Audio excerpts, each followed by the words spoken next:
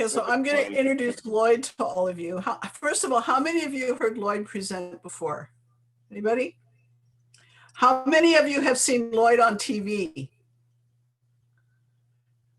He's all over the paranormal shows, you guys. What was the show, Paul, that you just saw Loyd on recently? It was Kirk. Oh, The Unexplained. That'd be The Unexplained. Yeah. He was just on The Unexplained with, what's his name? William Shatner. William Shatner. That's He's all over the place. And if you guys go to Wikipedia, he's even in Wikipedia. And he's got 7 books on Amazon that he's written, all on paranormal. But the real interesting thing about Loyd is he has an alternate life, which is he's a magician. And he's known as Professor Paranormal for his magic. And that's how I met Loyd. I met Loyd in 1982 at John F. Kennedy University in the parapsychology program, which he was teaching at that time when I was getting my master's in counseling. And he taught a class on magic. And the class was a whole semester of him performing magic tricks for us. And the point of it was, as a paranormal investigator, you have to be able to discern what's a real paranormal experience and what is trickery or legerdemain. So all of his training and his performing in magic is really a good balance for the scientific side of all the investigation work that Loyd does. Now, probably about, I don't know, probably 10 years ago, he started teaching at HCH on a regular basis, and we had a certification in paranormal phenomena, parapsychology, and that kind of went through a whole cycle. And then he moved on to a university, which is called, what's it called, Loyd? Well, I teach at Atlantic University, but I mainly teach at the Rhine Education Center, the Rhine Research Center. Okay, so he's doing a lot of teaching in paranormal, and because of COVID and things kind of just starting to get back juicy for us at HCH, I thought it'd be a really good time to bring Loyd back on site. And he's got 3 classes that he's going to do this fall for us that are fascinating. And tonight you're going to learn about his investigatory work and being a medium. So he's a delightful presenter. He's a dear friend.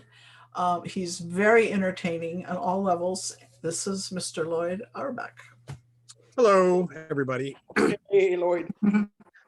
So, and it actually was more than 10 years ago, Holly. It was like almost 20 years ago that we started doing it. It was probably around 2005, 2006. I can't believe it. Yeah, hard to believe. Crazy.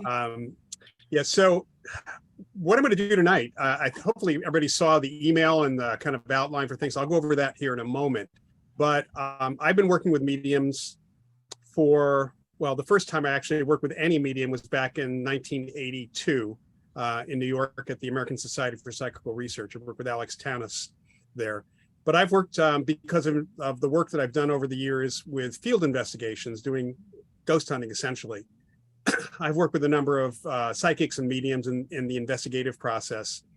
And more than that, actually, back in 2013, I was elected president of the Forever Family Foundation, although I've been connected to the foundation since around 2008. And that foundation is an organization that supports the work of spirit mediums, especially in the family grieving process. We do scientific testing of mediums, we certify them, and we also support the work of researchers who do research into life after death, into survival mediumships especially. It's a all volunteer nonprofit.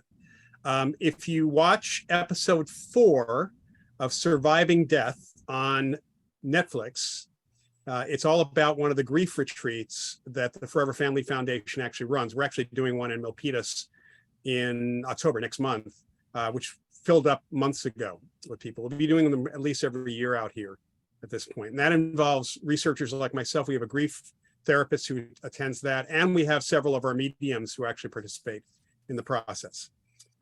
We're looking forward to, at some point, doing another mediumship conference down the road.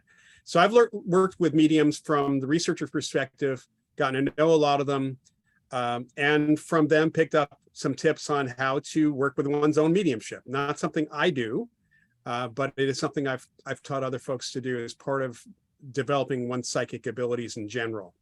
So let me bring up my PowerPoint. I'll just mention that I see most of you are muted, so if you start hearing any background noise from yourselves, please mute yourself, but we will stop every so often I'll stop and take questions, just to kind of get a little discussion going here and there. I do want to get through the material, and we will take a break after about an hour and 15 minutes. I think we all may need a bio break or something.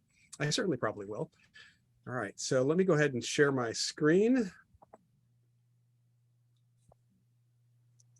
Okay. Let me just fix this video piece here. Come on. There we go. All right.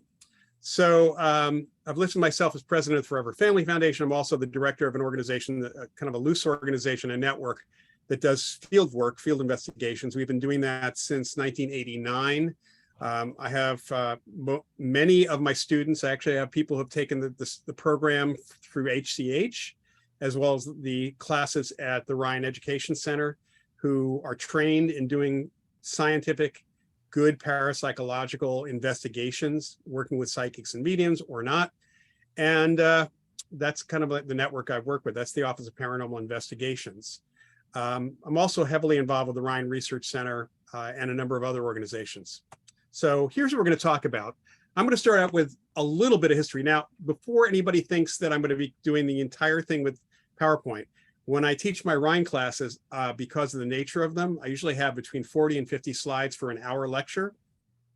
I have that many just for 3 hours, and really they're just kickoff points for discussion, for making some specific points. So I'm going to switch back and forth to myself every so often as well.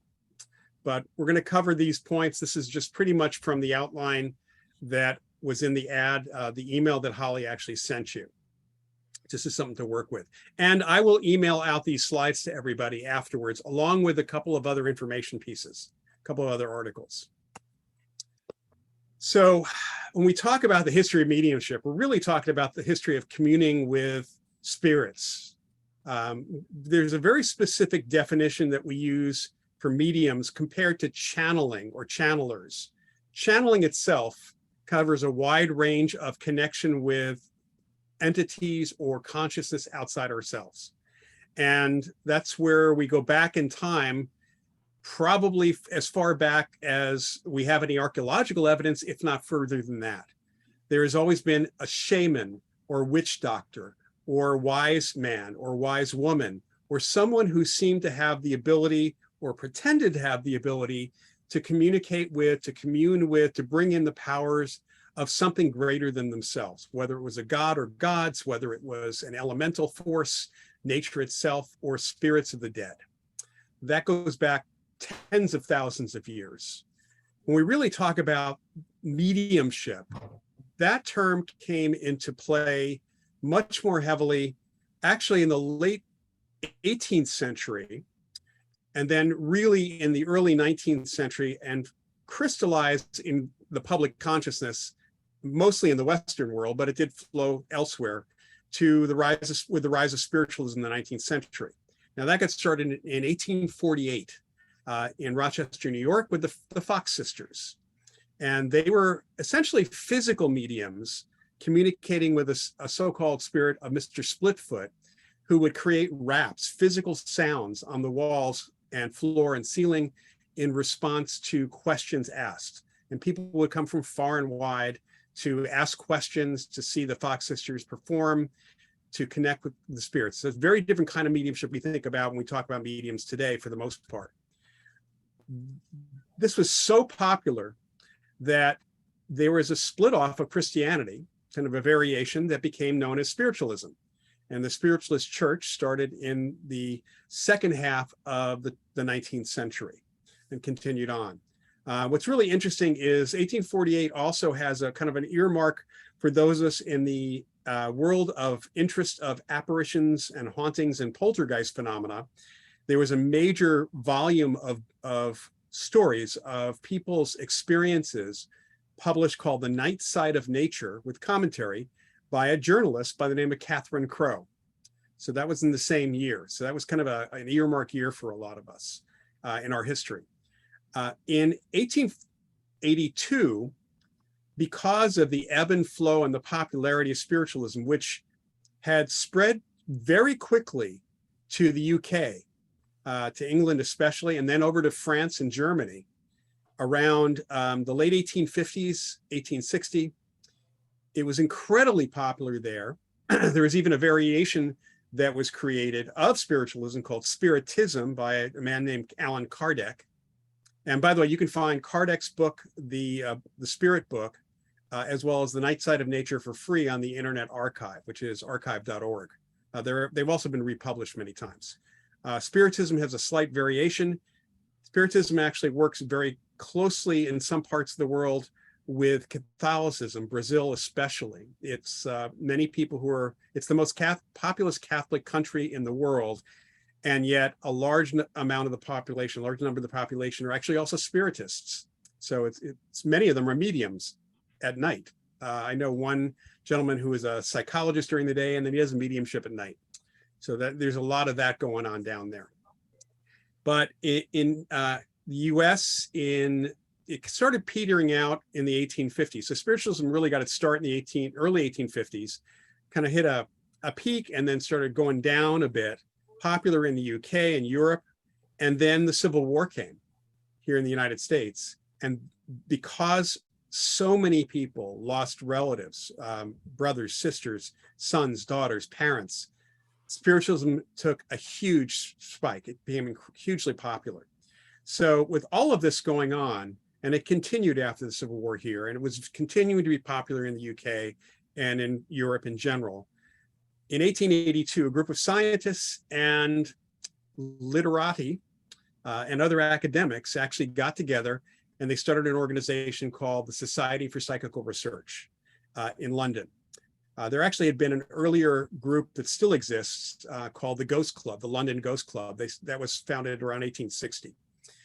But the SPR, the Society for Psychical Research, still is going strong. They're having their conference, I think either next week, maybe it's this weekend or next weekend, done virtually. It's a great organization. Spiritualism is actually more popular, and mediumship in many respects more accepted in England and Wales and Scotland than it is here in the United States. There are still some spiritualist churches around, of course, just nowhere near as many as there even were 40 years ago. The studies that the SPR, and then a couple of years later, the American Society for Psychical Research was founded here in the United States. The researchers looked at that point, mainly mediumship, but also people's psychic experiences. So they were interested in a lot of different things. There were different committees for the SPR, but one of them specifically was looking at mediumship. So they would send out researchers to check out various mediums to see if there were frauds, because unfortunately, along with the rise of actual mediumship, it seems, was a lot of phonies. And especially with physical mediumship, which I'll get to here in a bit. Unfortunately, this continues to this day.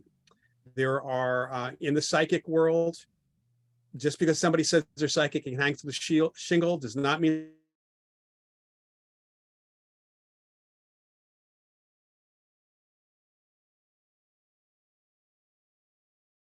can I get through. But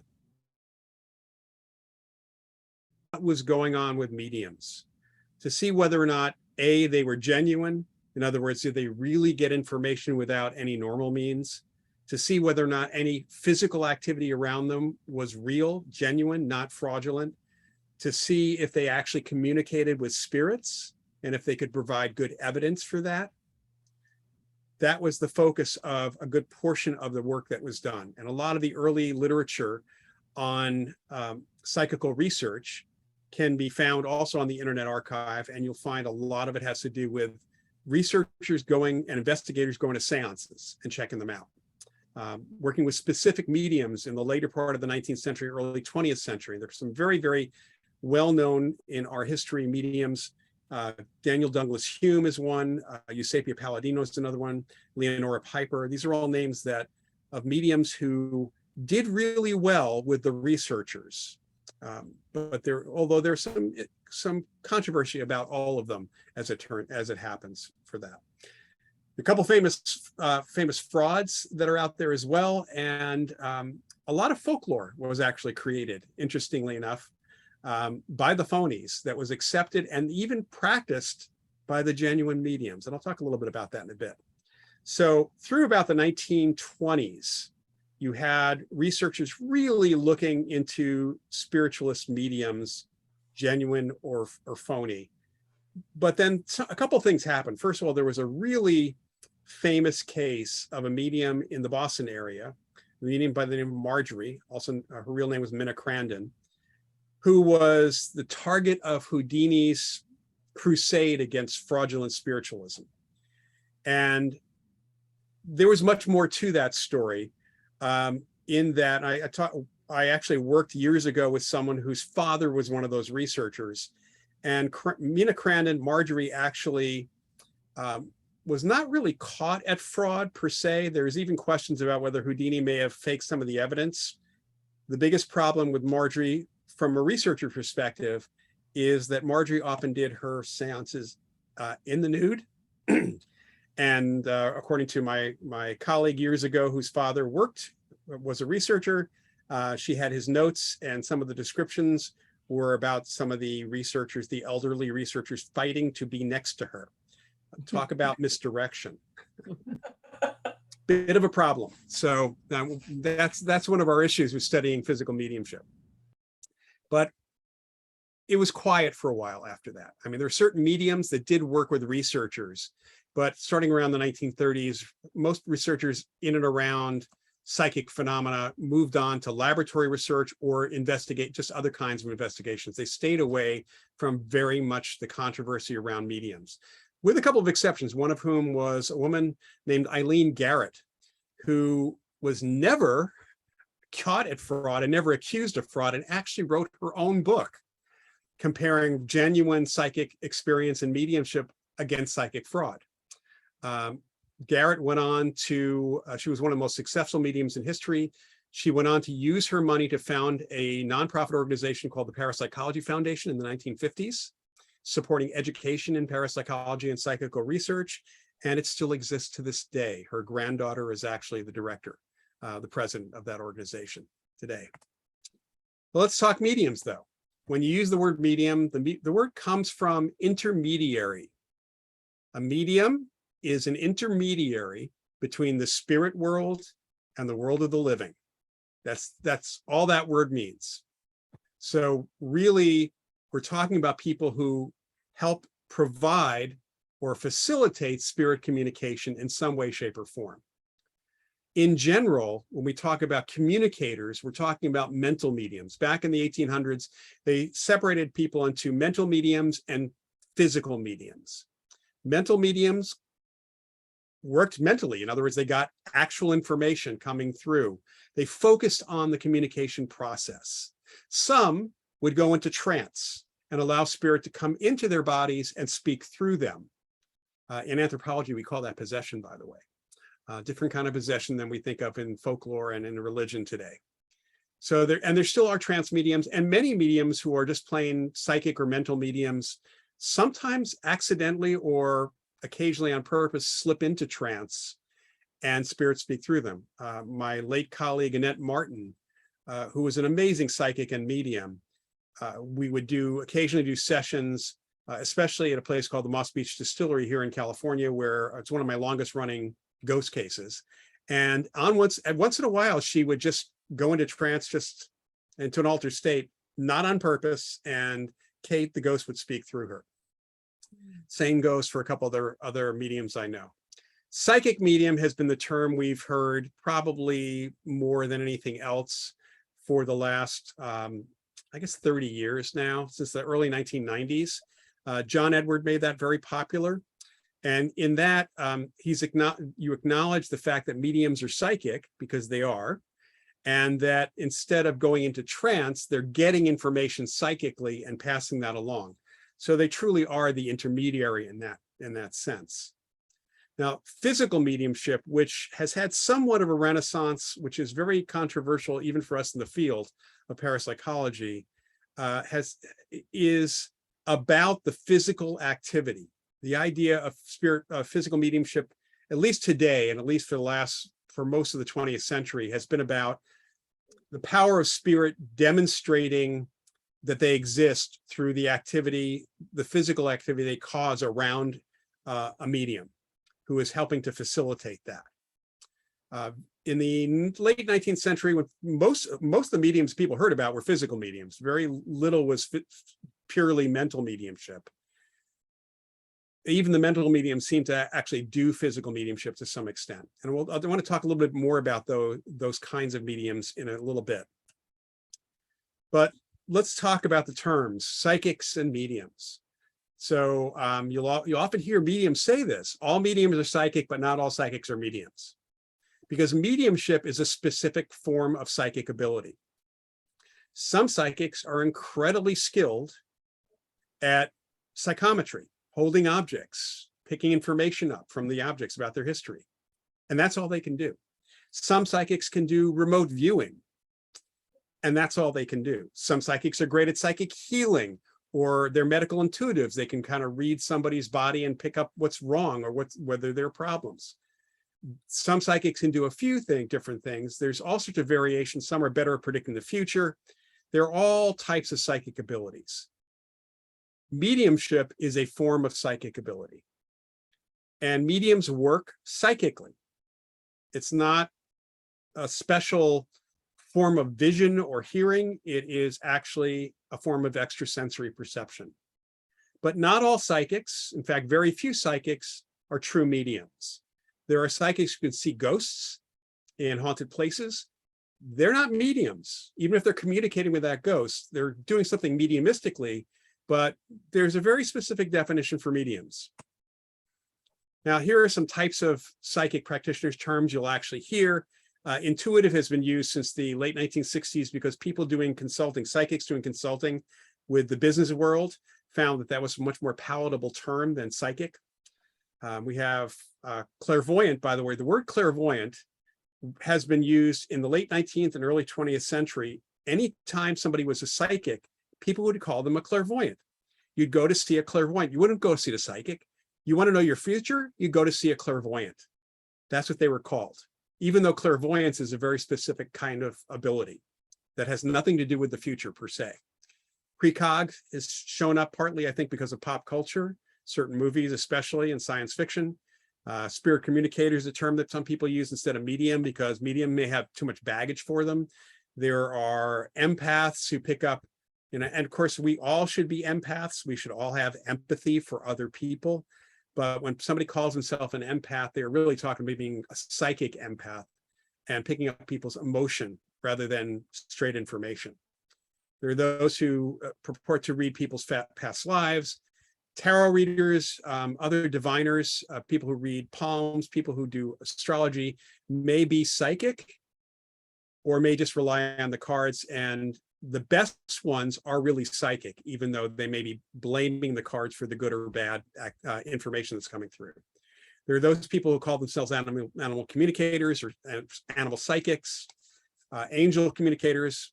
People might feel we don't know what to make of that because we don't approach things from a religious perspective. And then there's channeler, which I'm going to talk about here in a moment.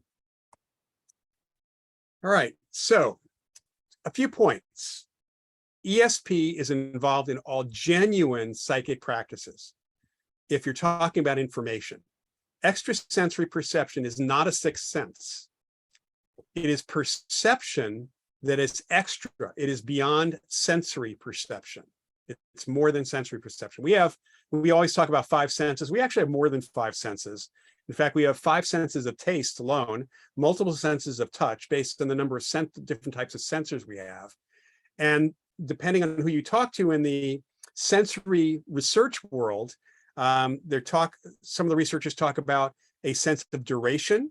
That's our body clock, you might say. We definitely have a sense of balance because we have a physical structure in the body, just like our other senses, that determines our position in space. That's the cochlea in the inner ear, helps us keep our balance.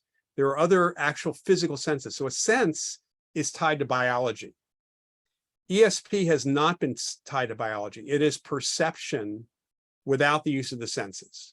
It can seem like sensory stuff. So I might still get a vision or even a visual. You might see a ghost and you think you're seeing it optically, but you're not actually seeing that ghost through your eyes. You're perceiving the ghost psychically, and it's being added to what your eyes also pick up on. In fact, that you're listening to me right now and looking at the screen and looking at this PowerPoint, you may actually not be seeing, or should I say, perceiving in your mind what's really in front of you. Our eyes pick up all sorts of stuff, and our brains make sense of that. And depending on how you've learned to see the world, you may see things a little differently than everybody else. That's perception. So ESP is involved in all genuine psychic practices and abilities. Psychokinesis, which is mind over matter or mind affecting matter and energy, is involved in some psychic practices, especially things like energy healing. Reiki is psychokinesis. Self-healing is psychokinesis. Technically, moving my hands and talking is mind over matter in some respects. ESP does allow for spirit communication, and we're talking about both ways. One of the things that's important to know, that if you didn't have a body, you would not have eyes to see, ears to hear with, a voice box to talk with. So all of your senses, all of your perceptions are coming without the use of senses. If you've got a dog, please mute yourself. So we talk about apparitions, about spirits actually perceiving the world psychically. So when a medium is communicating with a spirit, or seeing the spirit, or hearing the spirit, they're getting that information psychically through ESP. Most of the mediums I talk to will say that it's mind to mind. In fact, one of the mediums I work with, a woman from Japan that I worked with many years ago for a number of Japanese television shows, they brought her over here to the States. We did a whole bunch of stuff here in the States. We went to Europe, we went to Australia, to Japan. And at one point, again, at the Moss Beach Distillery, it was actually the first time I was there, she was having a conversation for the camera with the ghost, and she was speaking Japanese. And I was prompted by the director, although I felt stupid asking, to ask whether the ghost understood Japanese. And I did. And Mrs. Gibo, the medium, looked at me like I was an idiot, because it was a dumb question. Maybe not for the viewers, it was for me. Said that she was only speaking Japanese for the camera, for the audience. As far as she was concerned, everything was happening in her head, but it would be pretty boring. And every medium I've worked with has said this. It'd be very boring for people watching a medium work, for the medium just to sit there and just mentally have that communication and then summarize it at the end. So it's all telepathic. It's mind to mind. Mediums are psychic, but they're psychic in a very specific way.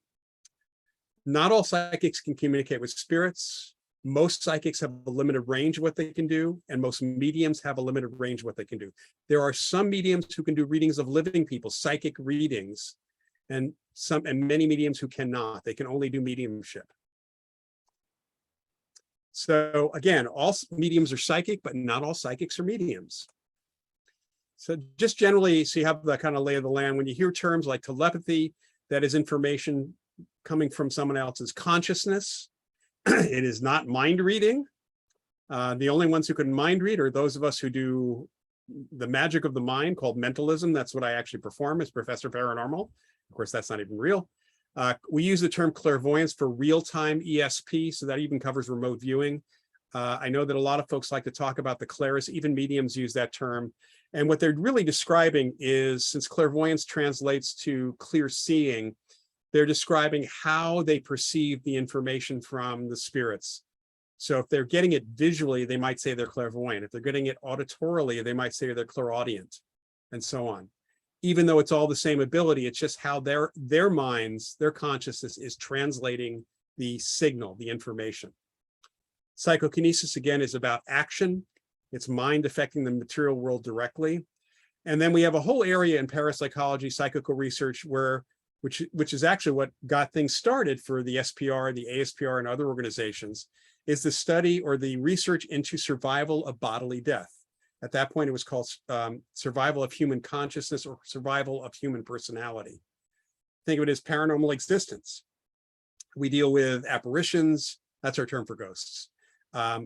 After-death communications, ADCs, reincarnation, near-death experiences, out-of-body experience, all of that provides some evidence and support for existence without a body. Now, channeling and mediumship are connected, but not the same necessarily. Channeling is the overwhelming kind of overarching term. It's any communication in the form of an entity speaking through or to someone in an altered state for the most part. The entities can be almost anything. And this goes back in time, thousands of years. Gods, angels, demons, elementals, nature spirits, you name it. Aliens, beings from lost civilizations, even though we don't have proof the civilization really existed. There are group mind intelligences, colonies of spirit, like the Michael intelligence, which is, there are many channelers who channel the Michael intelligence, and it's a group of spirits who take turns speaking through different channelers, apparently.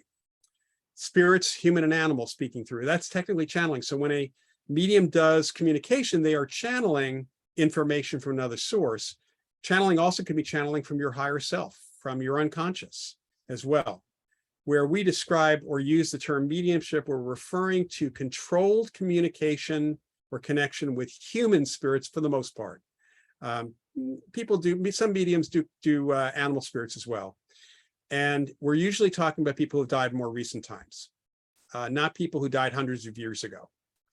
So mediums don't usually bring up the spirit of Napoleon or any, or George Washington or spirits like that.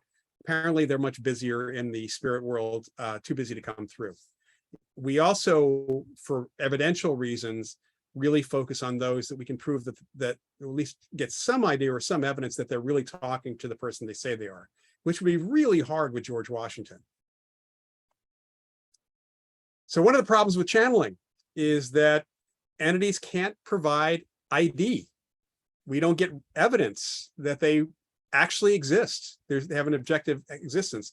I did work with a channeler for a number of years until she realized that the entities she was channeling were facets of her own personality and unconscious mind.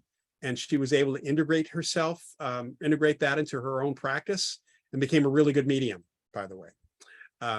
So when somebody comes through and says that they're an ancient Atlantean or an alien, there is no way we can prove that they ever existed. And because of that, we don't count that as evidence for their existence. Then we have to focus on what is it they are saying, and is that information valuable? And in the rarest of circumstances, outside of the rarest of circumstances, most channelers do not provide information. There are some good circumstances here, but in general, we don't get information that is stuff that people don't already know. It's advice, good advice sometimes, but it's not always stuff that people know. It's not outside of the range of what is human knowledge right now. But mediumship, it being a subset of channeling, especially in trance mediumship, entities can provide evidential information indicating that at least that medium is getting something that says, I've got all this stuff that can show that this information relates to a real person who really lived, who really, we assume, died. And that's where we move into the research end of things and supporting things. And that's what people want to know. You go to see a medium to talk to a late relative or loved one, and if you get enough evidence, enough information, you can accept that that's what's really happening. So again, we have mental mediums and psychic mediums, same thing. Trance mediums fall into this range, but then we have the physical mediumship thing. So this is a focus on physical activity. If a ghost or spirit moves something, it's still called psychokinesis, by the way. So the mediums who do this, they claim that they're connecting with typically a control spirit. Most physical mediums have one spirit that they claim comes through and helps them connect to other spirits or connect really to the energy to do all this stuff, to prove the spirit world exists. The spirits the medium does claim that the spirits are providing the energy for the activity. They're moving things through the medium. The medium is truly the medium for the activity, for the energy to do the PK. Or they're using the energy of the medium to do it as well, some combination of that. But the problem with this is there's rarely, especially in today's physical mediums, there's rarely any evidential information provided. Again, there are exceptions. but we don't get the evidential information. I sat with a medium for 4.5 hours. It was excruciating because the temperature in the room was too hot, and frankly, a lot of fraud was seen. Let's put it that way. But he was purporting his control spirit was a man named Hans Bender, who was a well-known parapsychologist who died a number of years ago. And there was not a single thing he said that the spirit of Hans Bender said through him that would indicate he knew anything about parapsychology or was a parapsychologist or even existed as Hans Bender. So maybe this was, again, a facet of his personality, his unconscious coming up with a name, although the problem was that there was a lot of fraud going on too. The biggest problem with spirit mediumship for us as researchers is that, with rare exception today, and I don't even know if there are exceptions today, there were in the past, in the late 19th century there were, but today, every physical medium wants to work in the dark, complete and utter darkness, claiming that the light will hurt the spirits, which makes it impossible to truly observe what's going on. It makes it impossible to exclude fraud. It really is difficult. And when it really comes right down to it, there are some issues of illogic here.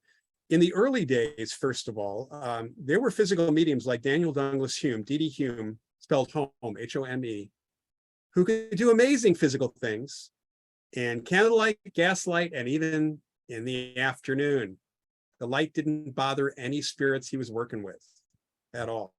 There are a number of other mediums who did physical stuff with the lights on. The Fox sisters had physical stuff happening. The lights were on. It was daytime. So at least at the beginning, this was not an issue.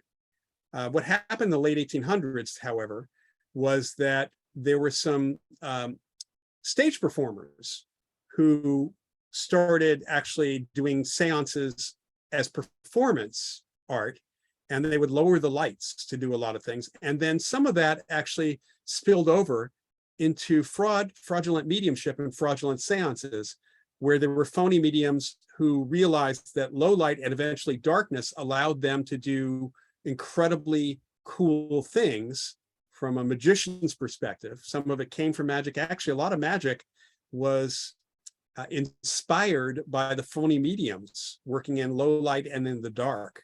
It didn't all come from magicians at all. Some magic actually came from them. Even today, to this day, we have a group of seance performers in the Psychic Entertainers Association, which I'm a member of, which is an organization of entertainers, clearly. So to say that they needed to be in the dark was a little illogical. And then one thing that came up was the idea of ectoplasm, producing material, stuff that came out, the spirit matter itself. And by the way, if you put ectoplasm into a search engine, you'll get ghost hunter pictures of smoky, misty things, kind of like the orbs. That's not ectoplasm. Ectoplasm is very specific, apparently physical stuff that is exuded from a medium's body when they're in communication or under control of the spirits. And it will then retract back into the medium's body. It's not slimy like Ghostbusters. None of that. And it never shows up in actual ghost cases. It's typically specific to to seance type things with physical mediums. And a lot of fraud has been had. In fact, so many researchers who grabbed at and others who grabbed at the ectoplasm in some of these seances found that it was typically cheesecloth that was soaked in luminous paint, because it did glow in the dark. The mediums who supposedly really produced ectoplasm, because there were some instances where people would grab at that and would dissipate when they touched it, which may indicate there was some reality here as well. And it was found, or at least some mediums started doing things. They found that red light bulbs would be okay for ectoplasm. It wouldn't hurt the ectoplasm. The problem is that red light bulbs were actually used in something called black art. In entertainment. It's not just for magic or magicians, it's also for theatrical performances. Red light allows someone to be black against in a black outfit against a black background, and in the red light you can't see them at all. So optically it kind of helps with that. And that was what was going on in some of the phony seances, actually. But that seemed like a good idea. Apparently the phony medium started doing it.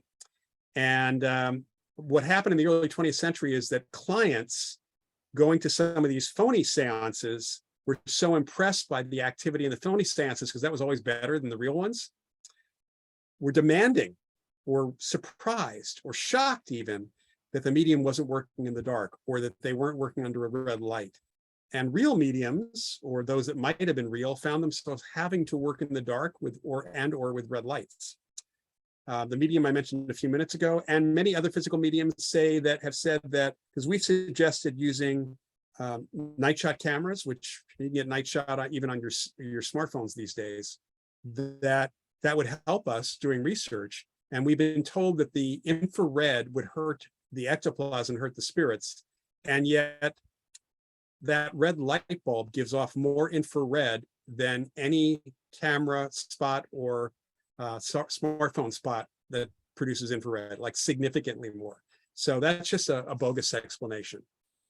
It may be their belief, but it is the bogus explanation.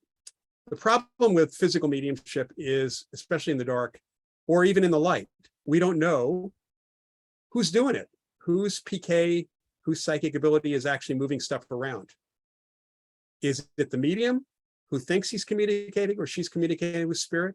Is it spirits working with the medium? Is it spirits alone? Is it the two of them? Is there even a spirit involved when you have no indication whatsoever through information or contact that there's a spirit there? Or is it just simply the unconscious of the medium? That a lot of us look towards the last one when it's genuine. Doesn't mean that there aren't spirits there. It's just very difficult to determine. That phony medium I saw, by the way, I had several people with me when we went, including one really good actual mental medium who told me that she actually said there were a few spirits here who were shocked at what he's doing. That's how she put it. But she said, it was that they were not doing anything that was going on at that point. But we also have the problem with mental mediumship. This is a question in research. It may not be a question for people who work with mediums, especially if you've worked with a lot of them. It's where's the information coming from? This is a question that goes back to the early days of our research. Who is being, where's the psychic information coming from?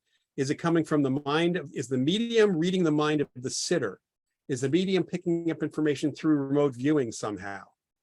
Is the medium just a really, really good psychic? Even if they don't believe they are, even if they believe that they're communicating with spirits, is that what's happening?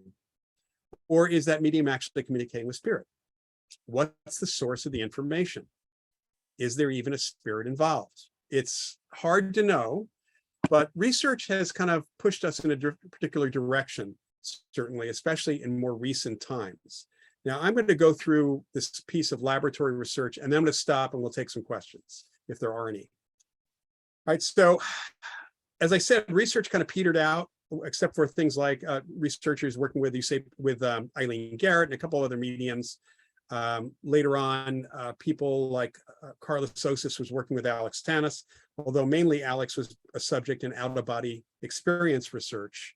But there is still some research going on here and there with mediums. Mediums certainly were working with investigators, people going out and doing field investigation, apparition, haunting, poltergeist cases, things like that. But laboratory research, not so much. So around 2001, we had the restart of really good research, or at least the start of that. And it was proof-oriented, meaning let's get evidence that something's really happening here. Gary Schwartz, whose name may be familiar to some of you, actually was approached by HBO.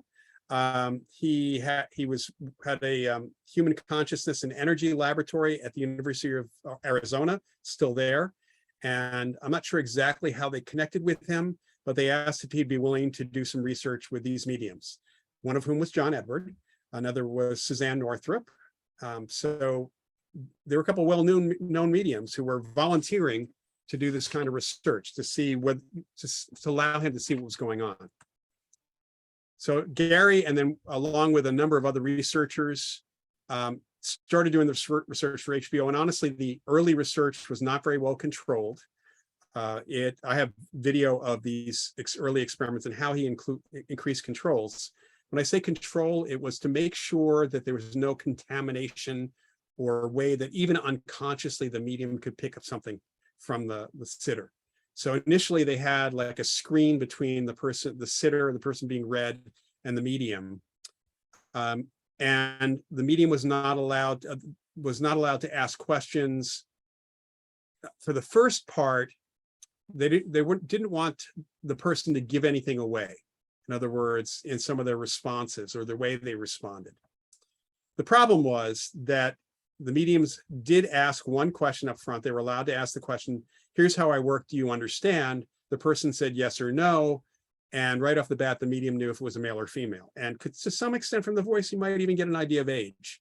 And if if it was a woman or a man and they had cologne or perfume on, you can get a little sense of that. So there was some unconscious feedback, even if it wasn't overt. Eventually, he started putting more and more controls, and it got better and better. And the mediums were still doing great, which was a wonderful thing. I actually sat with some of my psychic entertainer buddies who are really good at doing fake readings.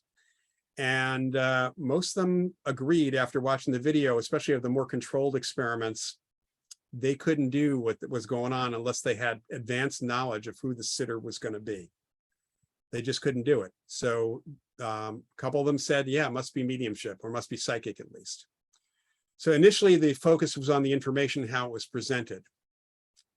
Eventually, we started doing in this field both qualitative research, that's the quality, the form of the information. Is it verifiable?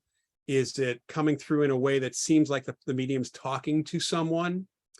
That's qualitative. And then quantitative is how much is accurate, measured against chance and general statements, something called cold reading. Now, taking up the real banner of mediumship for this and possibly doing the best control research in this area is Dr. Julie Beischel. She founded the Windbridge Institute. Prior to that, she worked with Gary Schwartz for a few years. It's now the Windbridge Research Center and the Windbridge Institute. It's just simply windbridge.org. Again, a nonprofit organization. And they're both educational, that's the Institute, and they do research, Windbridge Research Center.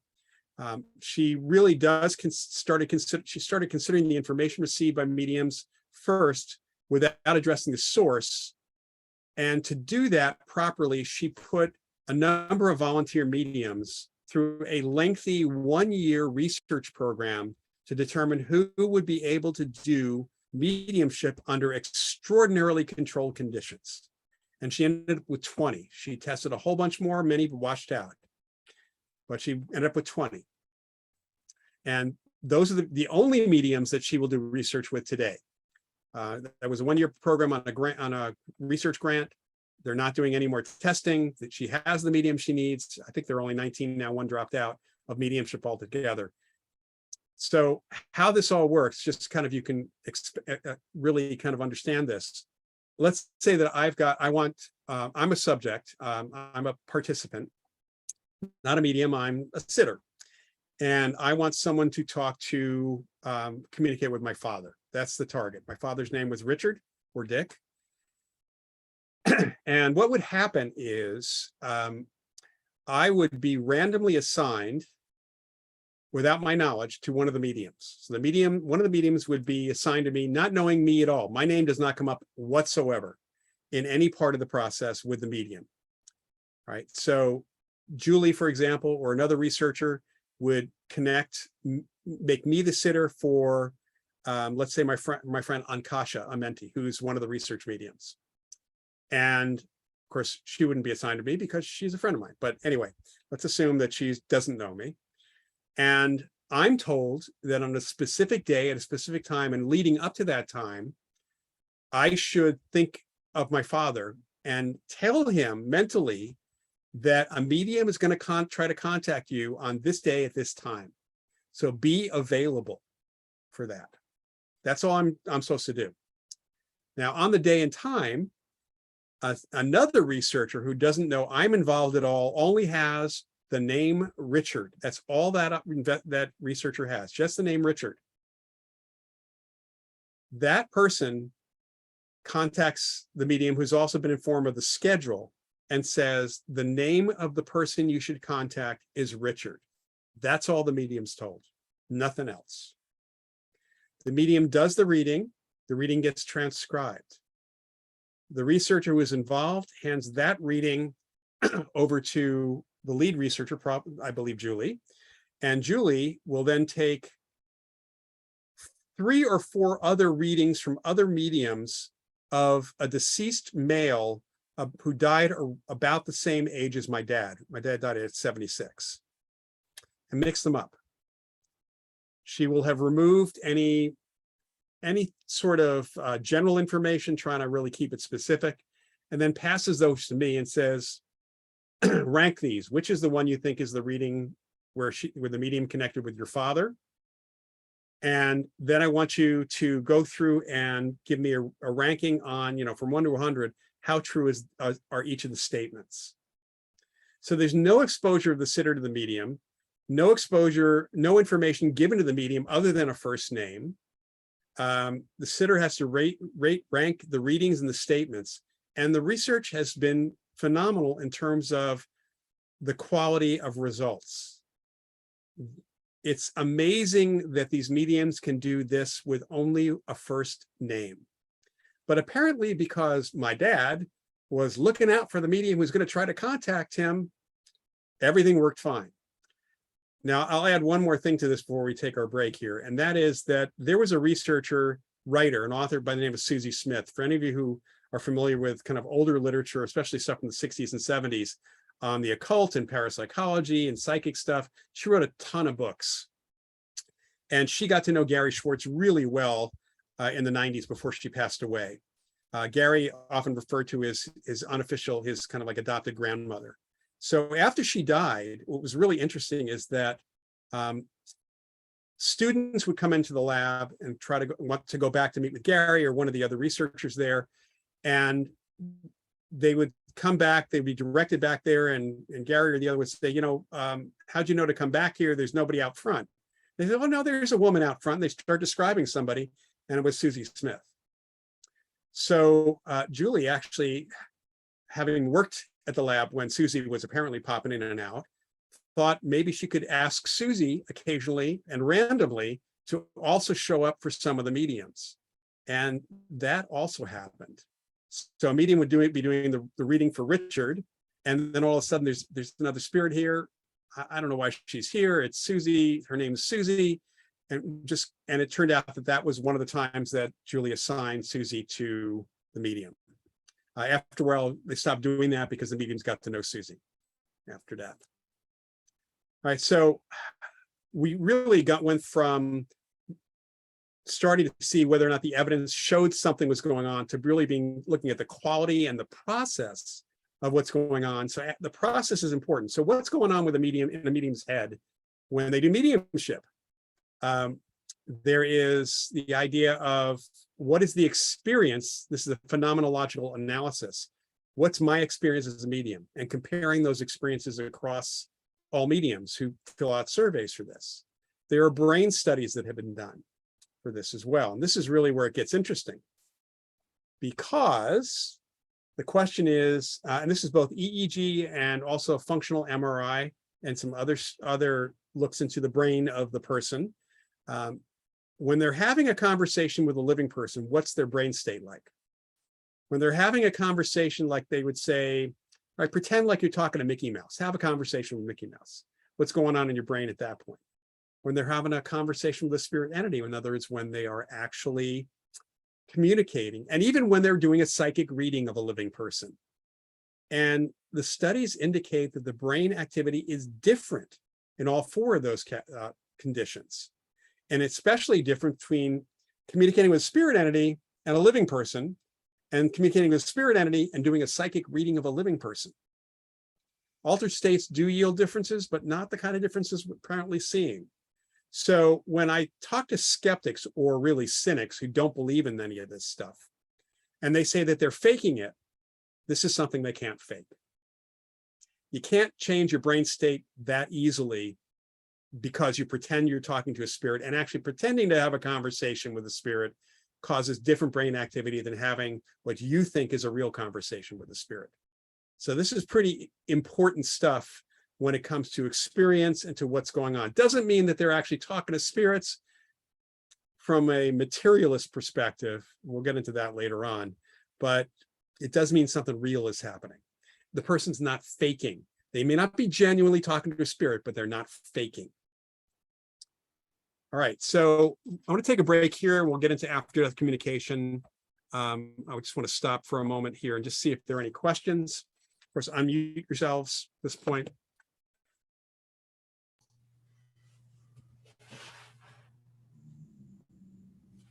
So Marty, okay. Anybody have anything? Actually, I have a lot of questions. Okay. But I don't want to necessarily take the stage. So I noted that you'd mentioned that like there were some practices. One question, I have many more. So I don't know how much we have time for, but one question is you mentioned there were many practices created by phonies, but practiced by genuine mediums. And I was wondering why would they do that? Not practices so much, but think of it as window dressing. I know many psychics. I've known many psychics over the years when, in fact, Annette Martin used to have, this used to happen to her. New client would come into her office, and her office was not very new agey. She did have crystals on a shelf because people had given her crystals, beautiful crystals formations, but they come in and look around like, where are your tarot cards? Where's your crystal ball? In other words, clients often have expectations. And I've talked to psychics who would pull out the cards. Annette never did this, but they pull out the cards. They'd never read the cards. They'd be doing a psychic reading, but to make the client happy, even though they're trying to explain they don't need the cards, or insistent, there's an expectation. And in order for many of these early mediums to work, they had to do what especially the wealthier clients wanted. Okay. Another question I have, unless other people have other questions. Another question I have is, well, you mentioned there was controversy around even all the cases where researchers did well historically, that there was some historical setting in which that was the case. And I was wondering, why was there controversy even in those cases? Well, the controversy comes quite a bit from the true disbelievers. We call them pseudo-skeptics. Especially when we talk about something historical, there's no way to go back and see because they didn't take pictures. We have no idea. For example, for Daniel D. Hume was witnessed doing some things physically, which would indicate incredible psychokinetic abilities, including levitation in the afternoon. There was one report witnessed by many people, including a researcher, where he kind of levitated, levitated up, went horizontal, went out one window and came in horizontally from another window, and then uprighted. So there's really, if that really happened, based on these experiences that witnesses said, there's no way to fake that unless you significantly work that building from the outside. There just simply is no way to fake that. So the response is, well, obviously the witnesses aren't telling what they really saw. It's that obviously it couldn't have happened that way, is what we got from the early days, from those folks. Someone else has a question. Okay. Oh, and we'll have time at the end for questions too. Ron? Oh, Loyd, when you introduced yourself earlier, what happened about the chocolate? All right, so Ron is referring to the fact that I'm also, I've actually worked with chocolate. I have a certificate as a professional chocolatier. For a while, I was selling chocolate. I still do make chocolate a little bit, but I got too busy with other stuff, Ron. Once I really went all in, which I haven't had the time. When I retire, I'm planning on going all in on chocolate. That's going to be my retirement plan. Oh, thank you. Okay, Marty.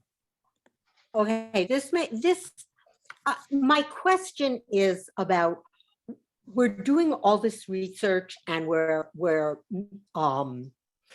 validating what we all know. Where is this bringing us? I mean, I know this is like kind of a weird question, I think, but yeah, so where does this go? Where does this take us in terms of psychic understanding, acceptance of all these experiences, psychic experiences and paranormal, and where are you feeling like Why are we doing all this? And what is it gonna, where is it bringing us other than validation? Well, You know what I mean? yeah, I do. First, most of the research from mediums and actually with the ESP in general has moved on from proof research. We do process. We're trying to understand the process of mediumship, what is happening with them, in the hopes of understanding human beings more, what's going on inside the medium's head, what's going on with them mentally, physically, and so on. In general, when we do psychic research, it's under different conditions to see what are the personality variables for people. There are some interesting things about mediums, personality-wise, that might help us like identify mediums later on. That's part of this is how does one identify oneself as a medium? How does one, how to do research? Does anybody identify mediums if they have certain markers? There's even DNA research that maybe they're starting to look at some DNA differences with chromosomal research with remote viewers. And then I have talked to the researcher who's interested in doing this. Is a really well-known genetics researcher at Stanford.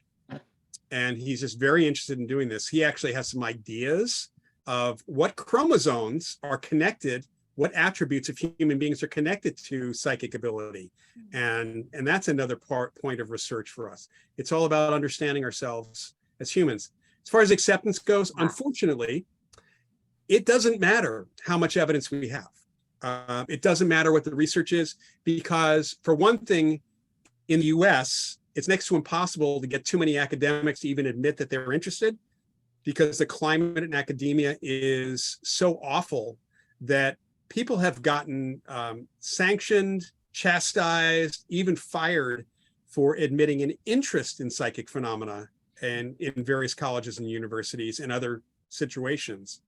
And that's a result of the real work of the so-called skeptics since the 1970s, making it unpalatable and uncomfortable for anybody to even talk about any of this, any sort of interest, except from a negative perspective. So in the UK, it's much better accepted. There are at least 20, I think there's 22 universities now that have coursework in what we would call parapsychology and psychic research. Of course, there's there's a college for mediumship there. There's a college of psychic sciences. So there's a lot more acceptance there and in other parts of the world as well. It's just that the materialist skeptics materialism has swayed here in the US more than in other parts of the world, I think.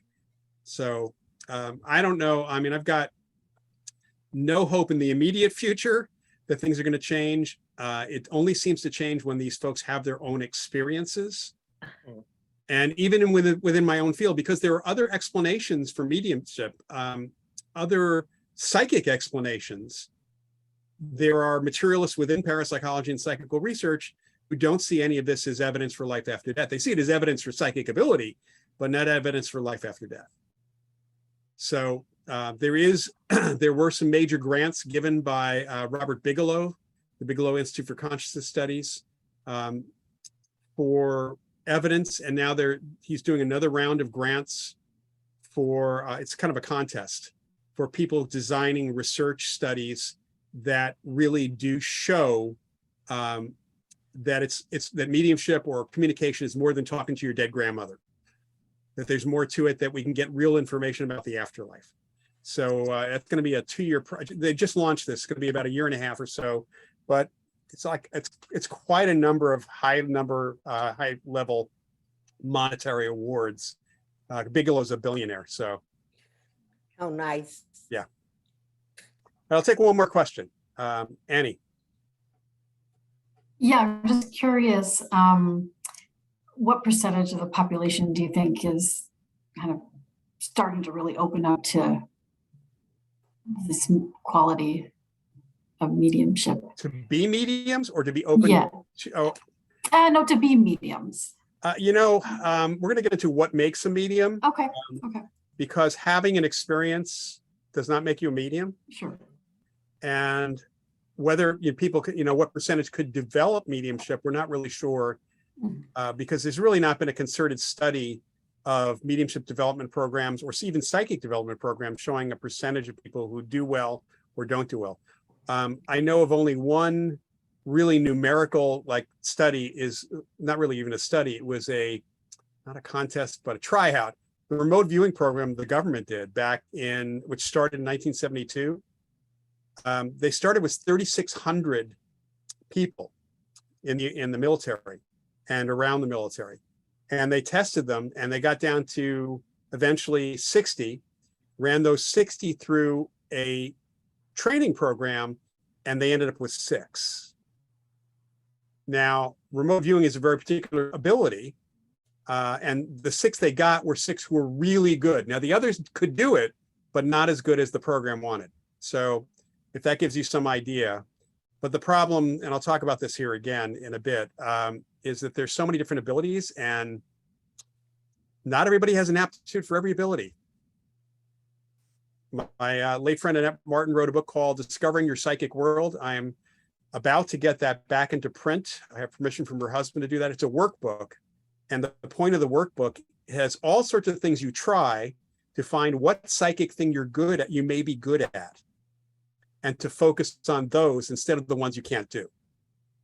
It's kind of like if you were given an orchestra's worth of instruments and you were given basic instruction in each of them and you tried doing each one of them, you probably couldn't do more than 1 or 2 of those instruments.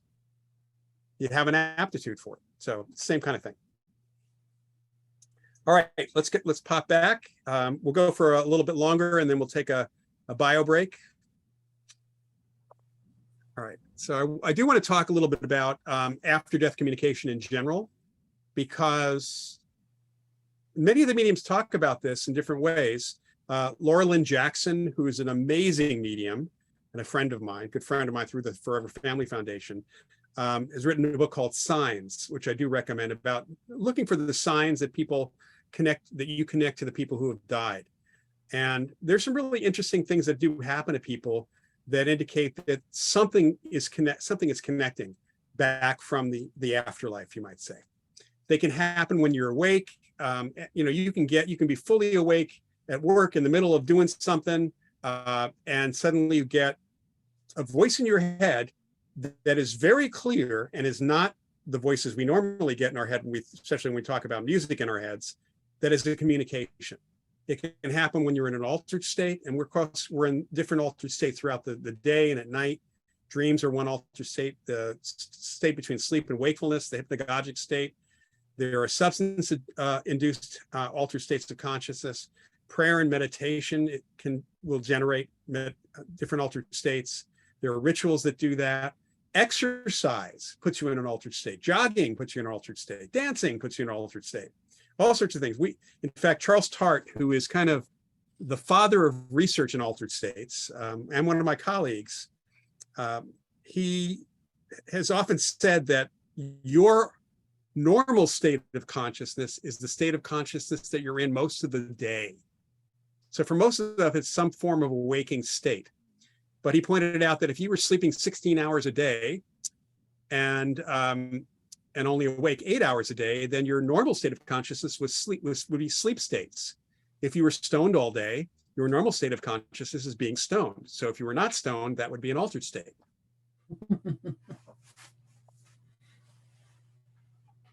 So there are different forms of after-death communication that people report.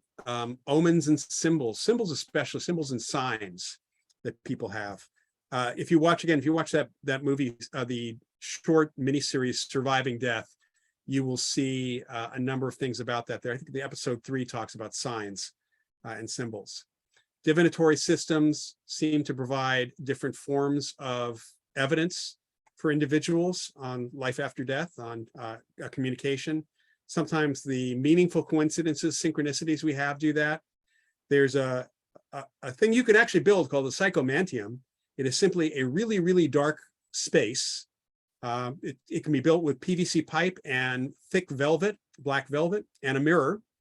It's actually an ancient Greek technique that Raymond Moody brought back into the modern world. And it does work to put people in altered states. It allows people to have after-death communication experiences. And it actually has been helpful in grief relief, grief therapy. There are intermediaries like psychics and mediums. There are devices, of course. We're going to briefly talk about some of the devices in a bit. And there are, of course, those direct after-death communication experiences, such as my grandfather appearing to me right in front of me and saying goodbye a few minutes after he died. That didn't happen. He actually appeared to me in one of my dreams very directly. I'll give you an example of another sign, though, before I talk about this. My father died in 2006, and he collapsed very suddenly. We're pretty sure it was a result of, he had a small part of one of his lungs removed, and he was getting chemo for cancer, but he was not reacting well to the chemo, and we're pretty sure the chemo is what killed him. His organs started shutting down, and I flew back from California to New York, stayed with my mother in Peekskill where they were living. Hospital was 5 minutes away, and he was in the ICU for several days. Around 4 in the morning, we got a call from the hospital to come to the hospital. So my mom and I drove her over to the hospital. My brother Ron lived about a half hour away at the time. He started driving up, and my brother David lived in Brooklyn, so he was going to be an hour and a half away. And by the time we got there, shortly after we got there, we waited for Ron. Shortly before 5 a.m., they called it. They pulled the plug, more or less, and he passed. I felt his presence. I really felt him. I spoke to him before he died, and I felt his presence, and I kind of expected that. So I started walking down the hallway, catching up with my mother and brother Ron, who were going into the waiting room in the ICU to wait for my brother David. And as we walked in, the TV set in the corner turned on. It was not on a timer. We checked that. It turned on and then changed channels to a sports channel. It's one of the ESPN channels. Now, my dad was a television sports producer. That was about as clear a sign as any I can think of. My brother Ron freaked out about it. My mother just took it in stride. So that's that would be a sign or direct sign right after death. There are those direct, when we talk about after-death experiences, many of these can be anything. You could see something, you could hear something, sense something, sense a presence, get a feeling of emotion, overwhelming sense of love or emotion, maybe a touch, the feeling of a touch. You might smell a fragrance, perfume, an odor, a cologne. These are perceptions that are psychic. They're sensory analogs. They're not actual sensory. You're not seeing with your eyes, hearing with your ears, smelling with your nose. That's similar to something called synesthesia, which is a kind of a cross wiring of what your sense picks up and how your brain interprets it. So when somebody has synesthesia, they might, when music is playing, they might see colors floating around the air, like representing the notes, or they may smell things representing the different types of music, for that matter. Somebody who might have synesthesia around their hearing, where when they or smelling things kind of triggers a visual or an auditory or physical feeling. So that's what synesthesia is. And about 4% of the population has some form of synesthesia. And interestingly enough, a number of the remote viewers have synesthesia. So we're looking at that as one of the possible genetic markers. And then, of course, we have other forms of spirit communication. There are the spirit and talking boards, yes, including the dreaded Ouija board. And I just want to say right off the bat that regardless of what people say about it, it is a form of automatic writing. That's all it is. Automatic writing you would do with a pen, letting your hand do the writing, maybe your non-dominant hand. The Ouija board actually was a patented and produced form of something people were doing in their living rooms or parlors in the 1800s. They were to connect with spirits. They would take cards with letters, put them in a big circle on a table, take a little glass, typically cordial glass, put their finger on it, and you have everybody putting their finger on the glass. The glass would move around the hopefully smooth tablecloth, hitting each of the letters. There was a device called a planchette. You can also buy on its own, where the front leg was a pen or pencil, making it easier to do automatic writing. Somebody actually thought it was a great idea to mass produce and sell a board with those letters on it and add the planchette as the pointer rather than a glass. That's the Ouija board. That's all it is. It got a bad rap actually after the movie The Exorcist. In fact, you can really look historically at sales of the Ouija board and actually writing about the Ouija board. And there was very little except from the fundamentalist religions about Ouija boards or any form of spirit communication being negative before the movie The Exorcist came out. But the day after, it changed. And I have it on good authority from people who even were going to Catholic school that they were playing with Ouija boards the day before, and the day after, they were told to put them away. All right. So whether or not this in automatic writing allows people to communicate with spirit or just with their unconscious is hard to say. People have been creative with automatic writing. Victor Hugo apparently or supposedly wrote some of his work with automatic writing, not coming from a spirit, coming from himself, channeling creativity. But people have channeled material that seems to be coming from spirit through automatic writing or spirit boards. Typically with the spirit boards, though, because of their reputation and folklore about them, and because most of the stories we hear, especially the horror stories we hear about them, come from teenagers, that it's probably because one teenager is trying to scare the rest of the other teenagers playing with it. I know I did that to my friends. My guilt carried from my teenage years. ITC is instrumental transcommunication. That is using any form of technology to communicate with spirit, ostensibly. Usually it's referring to video for the most part, but electronic voice phenomena is a form of ITC. EVP really is a spirit has supposedly created that voice in the device. It is not an auditory recording of a voice. It is a voice that is recorded directly onto the recording medium, the tape, or the flash memory, or it's recorded by the device itself internally. If somebody heard the voice and it gets recorded, that's called a voice phenomena, not electronic voice phenomena. And then, of course, we have attempts at photographing ghosts and video, and there's just too much that could go wrong there to even get into tonight.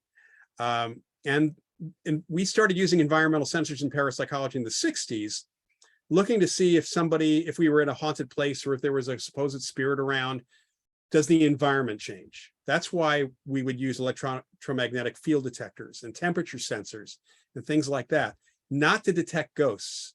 But the ghost hunting TV shows, and I'll talk more about this at the end tonight, have made the whole idea of ghost hunting or investigating around technology, none of which can detect spirits, and most of which does anything to do with communication is quite unlikely to be doing that, because we know pretty much that living people's unconscious minds can psychokinetically affect devices. We have evidence from research labs for this. We do not have any direct evidence that spirits can do it. Implied evidence, but not direct.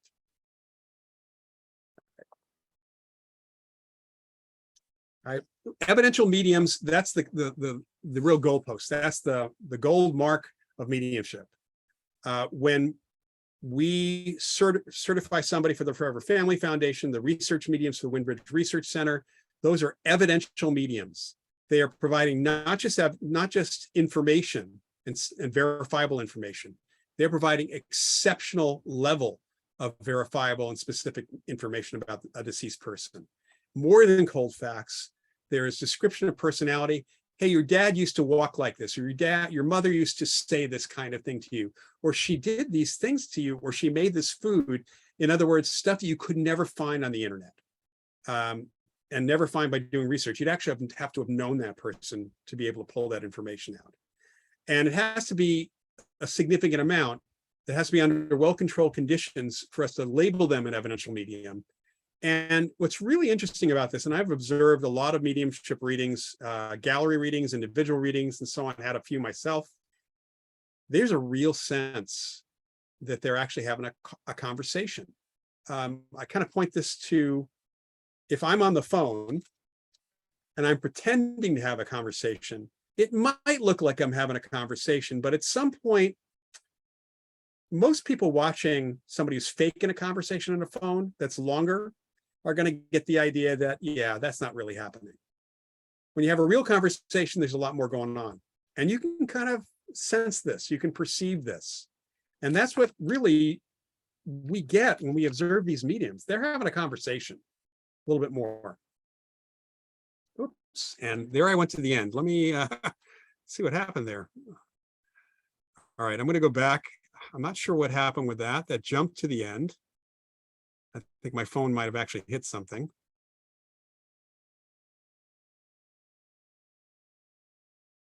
Okay, so let's get back here. And let me share again. Sorry about that.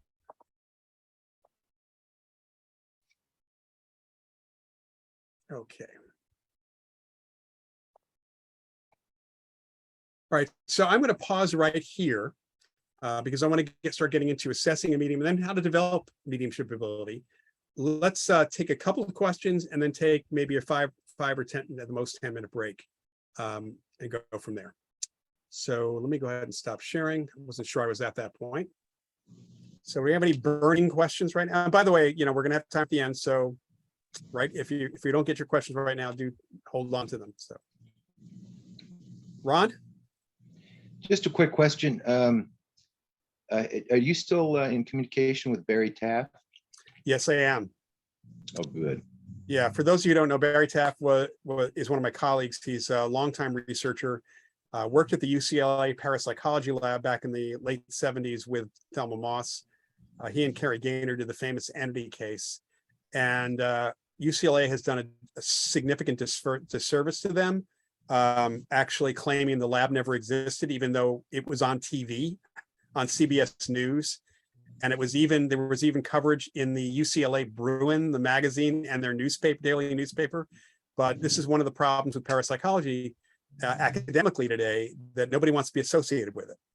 So he's been feeling the ire of people sometimes claiming that he's not who he says he is. In fact, he's had problems with Facebook now, claiming he's not really a real person, which is ridiculous, as well as other issues.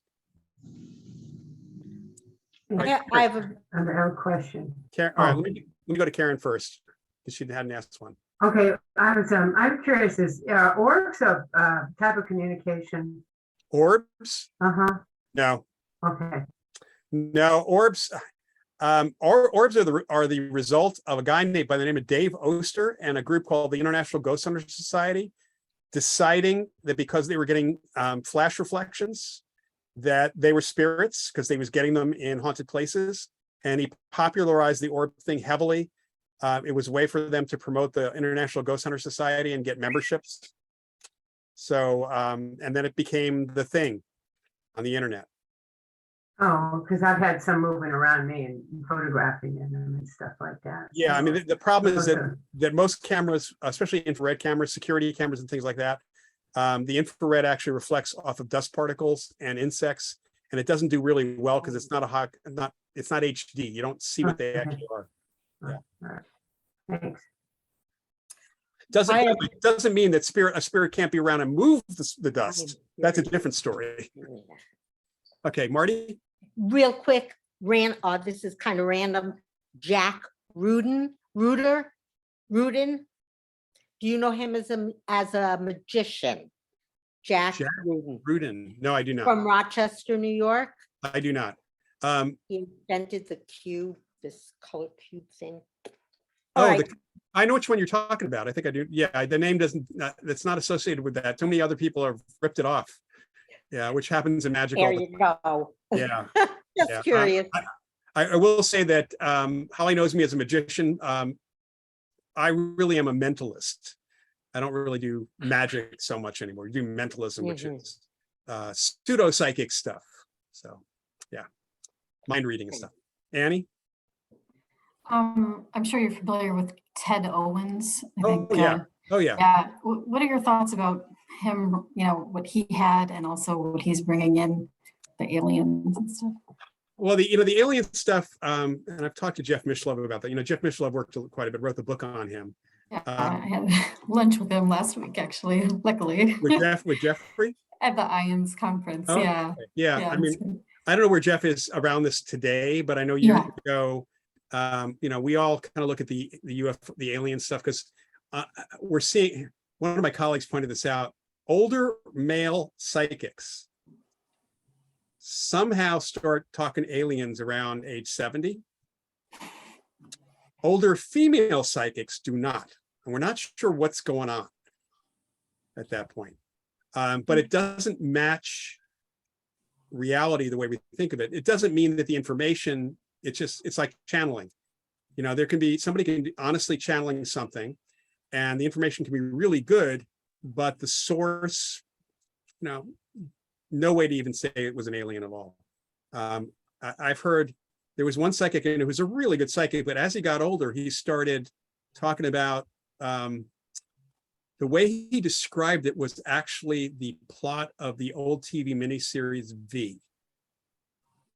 And when I said that to him, he said to me that Ken Johnson must be in cahoots with the aliens, the guy who created the show. I actually knew Ken Johnson, and I knew for a fact that wasn't true. And because he stole the idea from a really early pulp magazine. So yeah. So it's just something that we haven't actually looked into, but several of us have been talking about this, and I think we need to look into why this is. For men, not women, males, not females. It's just like there's more female mediums than there are male, although that is likely a cultural thing, at least here in the United States, rather than any genetic thing at all. Okay.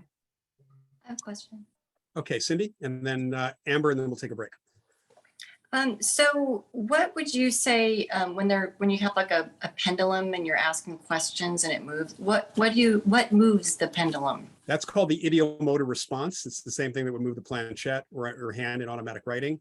That is coming from your unconscious. With a pendulum, these are minor muscle impulses. That does not mean that you can't get information psychically or from spirit. It just means that it's coming through you. Okay. So, one of the things I see on TV with these ghost hunters is they say that the spirits are moving the dowsing rods. The spirits are not moving the dowsing rods. The spirits may be providing them with information to their unconscious then their unconscious is moving the dowsing rods, but the spirits are not moving the dowsing rods. Otherwise, you could put the dowsing rods in a stand and they'd move by themselves.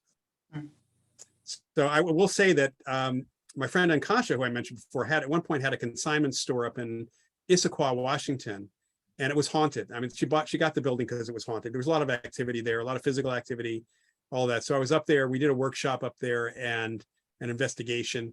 And at one point, she was selling pendulums. So during the session, I had her put the stand of pendulums in the room, and I said, anybody here, go ahead and move the pendulums. And at one point, all the pendulums started moving in different directions. So it doesn't matter whether you're holding it or not. If you're holding it, you're affecting it. You could put it on something else and see if the spirit's moving it. Right. I actually was at a store and I wasn't sure which one to pick out. And I said, okay, whichever one wants to come with me. And all of a sudden one of them just started moving. Cool. So that's stuff like that's really, really, really cool. Now that could have also been you deciding which one to pick. So. All right. Was it Amber who had that other question? Yeah. You have to unmute yourself. You're muted right now, Amber. You can hold down your space bar, should do it temporarily at least. Let's see if that'll do it. Yeah. Is that better? Yep. Okay. I'm curious if I took a workshop with you back in 1984 when you and a teacher who did a paranormal psychology class at JFK that I took, you all did a workshop researching a person who was a fire starter, a woman who was a fire starter. That was probably, was it a British guy? I don't remember if he had an accent. Not the fire starter, the person I did the workshop with. The guy. Yeah. Yeah, I don't remember if he had an accent. Okay. But it was a teacher. And I know that this was an off-site from JFK, a workshop off-site from the class. And I took that and I was fascinated because the question was, what caused her to start the fires? And the answer was when she became very angry. Yeah. So Yeah, that was probably Julian Isaacs and myself, because we did a bunch of poltergeist workshops back then. Okay. And Julian, actually, I think it was one of Julian's cases, somebody he had found. Okay. Fires were really small. And poltergeist activity, which is not from a ghost, or spiritual, it's coming from a living person. Mm-hmm. It is unconscious. Think of it as an unconscious psychokinetic temper tantrum or telekinetic temper tantrum. Mm-hmm. And essentially, it can happen to certain people. About 70% of the people, it's a psychological stress or emotional stress issue. And of course, they have to have something in them that allows them to be psychokinetic. The other 30% has been neurological. There have been people with epilepsy or epileptiform activity in the temporal lobes. That's been the activity. Physical stuff, usually not fire. I had a few water throwing poltergeists. I've had a lot of movement poltergeists, and even equipment or technology related poltergeist activity. In fact, I think we probably all experienced times when we've been frustrated and suddenly a device doesn't work, but then it works fine later on. That's because of us. So it was probably Julian and myself who did that Okay. workshop. All right, Marty, one last question, we'll take a break. Sure. Oh, Well, it's me.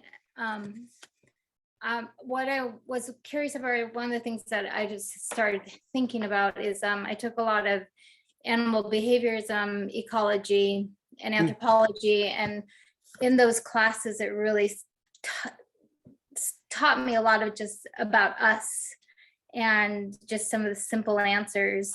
And I was just kind of curious if we've begun to make connections or do any studies on animals that come across as intuitive in their pack, and to understand maybe what the basic purpose of it is, us seeking answers for things. But yeah. So there is a small segment of research in parapsychology called ANPSI, ANPSI, which is animal psychic ability. And so there has been research over the years looking at animals, certainly a collection of stories about animals that do something called side trailing. Yeah. When a pet gets left behind and suddenly, and you move thousands of miles away or hundreds of miles away, and the pet somehow tracks you down, even though you flew across country, there's no way for them to have tracked you. Yeah. There's some really good cases of that. So, and there are a number of my colleagues who are interested in that as well. The connection between animals, there hasn't been really research money to study that from a psychic perspective, but there was a gentleman by the name of Michael Persinger who was looking at how the Earth's magnetic field changes as it changes locally. It affects bird migration patterns. Oh yeah. And he had a lot of research in that area, and then he actually moved over to looking at humans, and the only field of study that had the data he needed was parapsychology, because our field is paranoid about other people, other researchers. So we were able to give him date, time, location, all of that, and whether people did well or badly psychically. So there is a connection between the Earth's magnetic field and us. We do know that certain birds navigate by electromagnetic fields. Pigeons, for example, navigate that way. Sharks navigate that way. Human beings may actually have a magnetic sense. There's some research that's gone on about that. We actually have, there's 1996 or 94 that Caltech, doing studies of human brain tissue, found that we have actually magnetic iron, magnetite in our brains. So, when people talk about being able to be good at direction without a compass, we probably could be.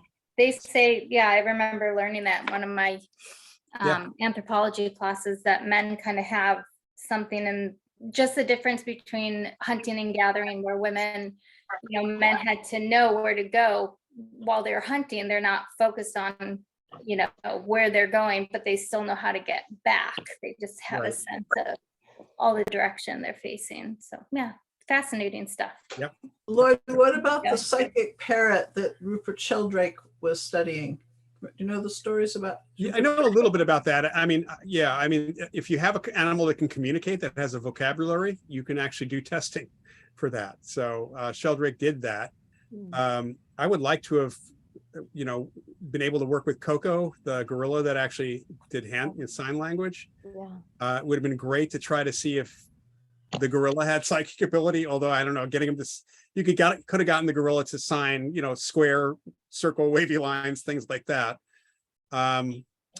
It's tougher, of course, to do psychic testing with animals, parrots notwithstanding, because this is the problem with animal communication. I've met several animal psychics who, frankly, I'm baffled that they could turn what they pick up from an animal into a lengthy paragraph, like a monologue. That animal doesn't have that vocabulary, so I'm kind of baffled by that. But that's coming through that person's mind. So same with mediums. Mediums pick up information from the other side, and we can talk more about this later. But one of my colleagues is now gathering descriptions of the afterlife from wherever you can get it. And a lot of mediums have very similar descriptions across the world. And that, according to some mediums, is because human experience is similar.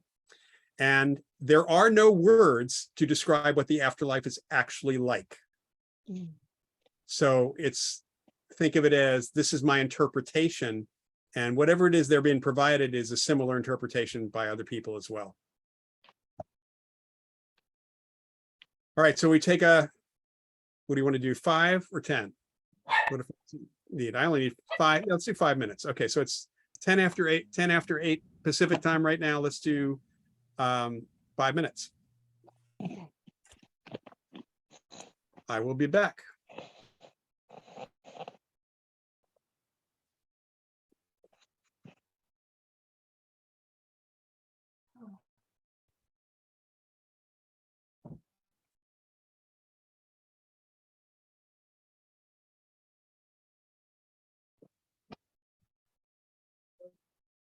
Hello. Hello. Hello.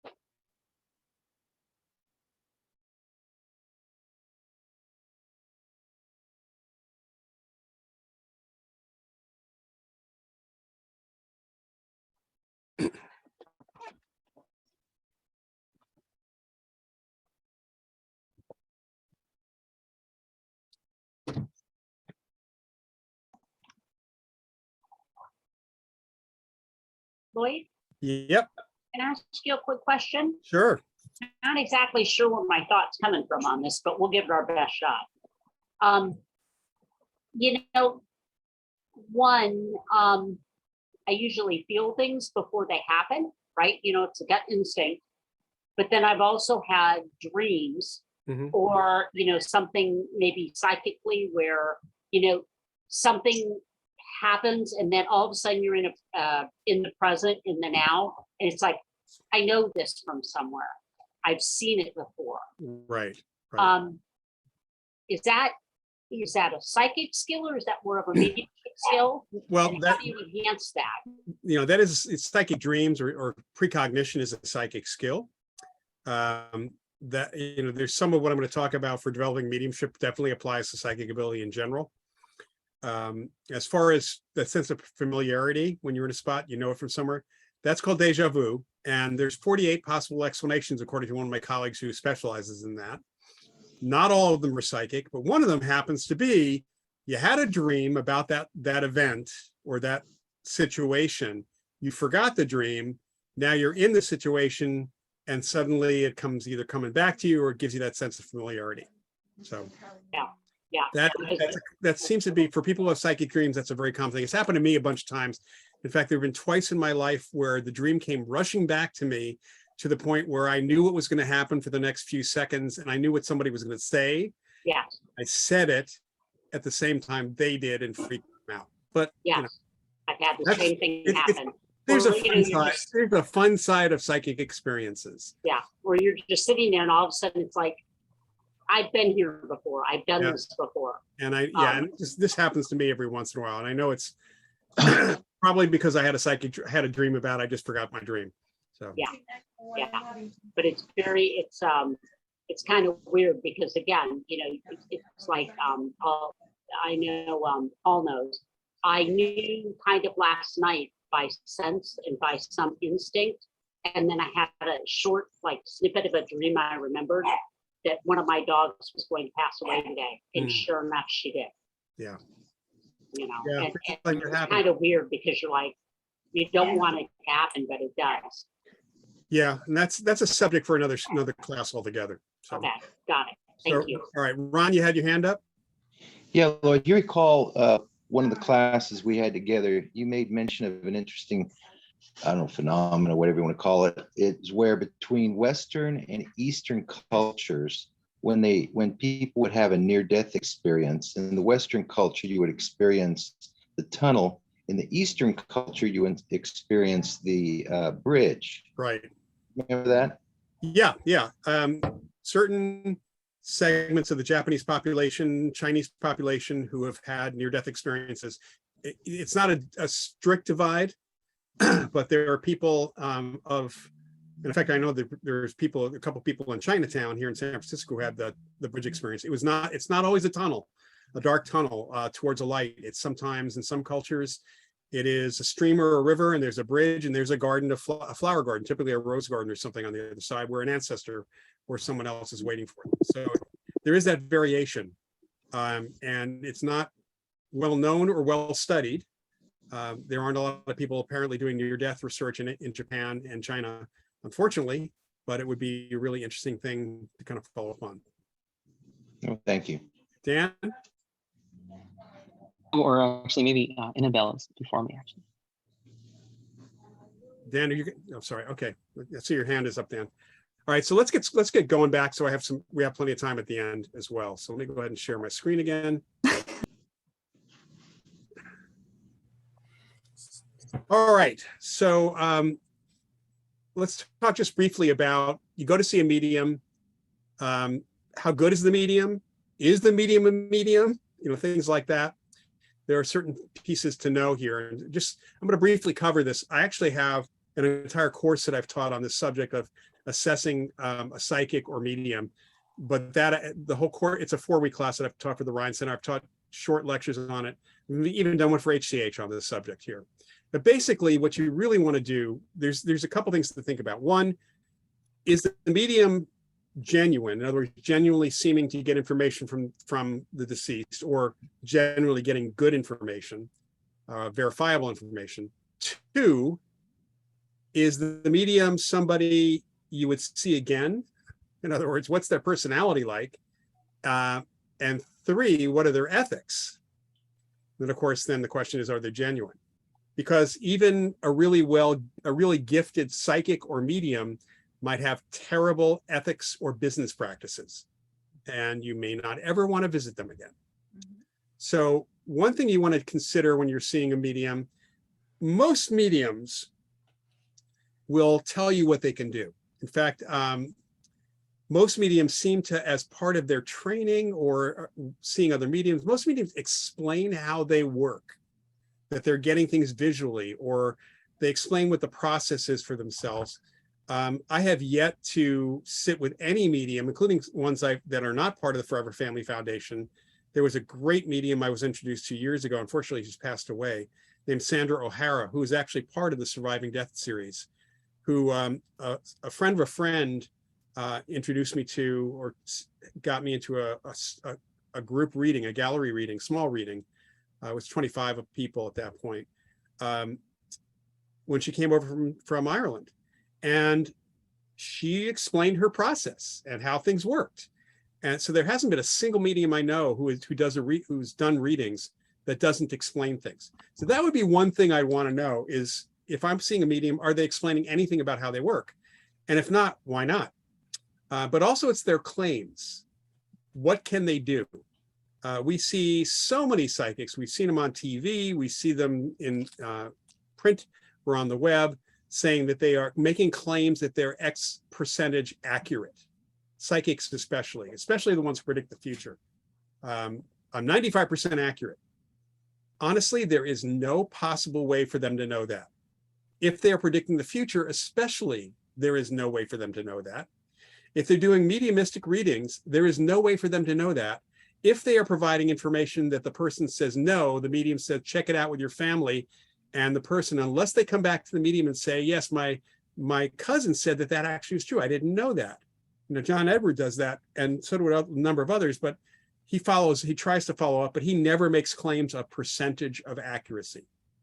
So if you hear someone saying I'm X% accurate, you should ask them how they calculate that, because they would have to follow up on every one of their statements to be able to make that claim.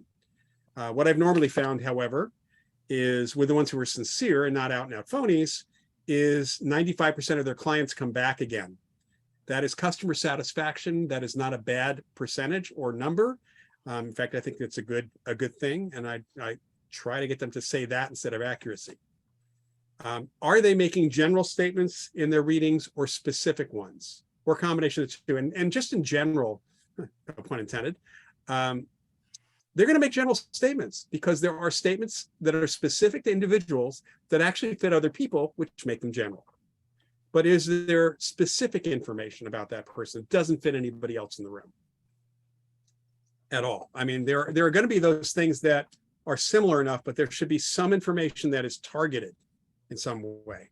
And that information should be accurate, should be true. The person should not try to make it fit. And I've seen people in the audiences for the Forever Family mediums where someone will say, the medium will say something about it. There's a female relative here, she's X, Y, and Z. Does this fit anybody here? And one person will raise their hand and say, well, it might be my grandmother. She's kind of like that. And we'll start making some comments in response to the description that was given. The medium, if they're any good, will say what our mediums usually do is, no, it's not her. Anybody else? So there has to be some accuracy, some relevance. They have to give some idea of the personality of the spirit, not just names, dates, and places. I've seen some terrible mediums, not really mediums. My guess is they're either psychic or they're phonies, who just give specifics which wouldn't take much to pull from somebody's Facebook page. In fact, through one of my former students who is a medium, in fact, she went to see a fairly well-known medium with her friend, with a friend of hers. And just before they went, she was helping her friend redo her Facebook page, like a couple hours before. And it turned out that the medium, when he did a reading of her friend, he didn't come up with any information that wasn't on that Facebook page. which, and apparently it happened to other people too, which makes us suggest something completely different.